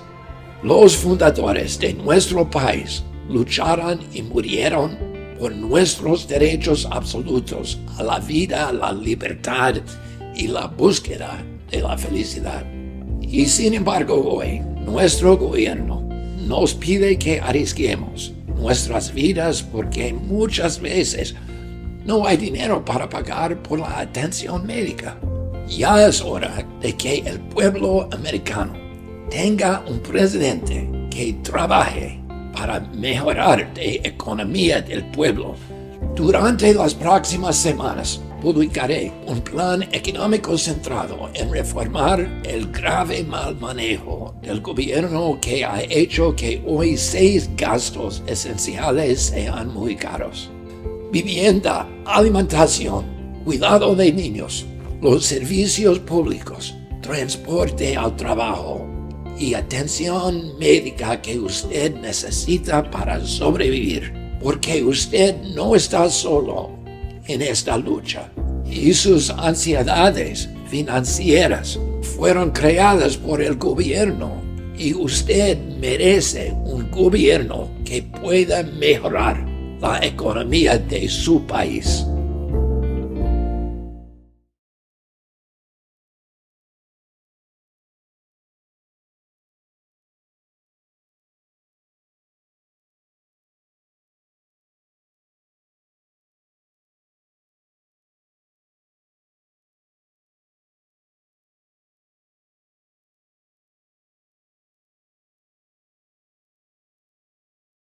You will come up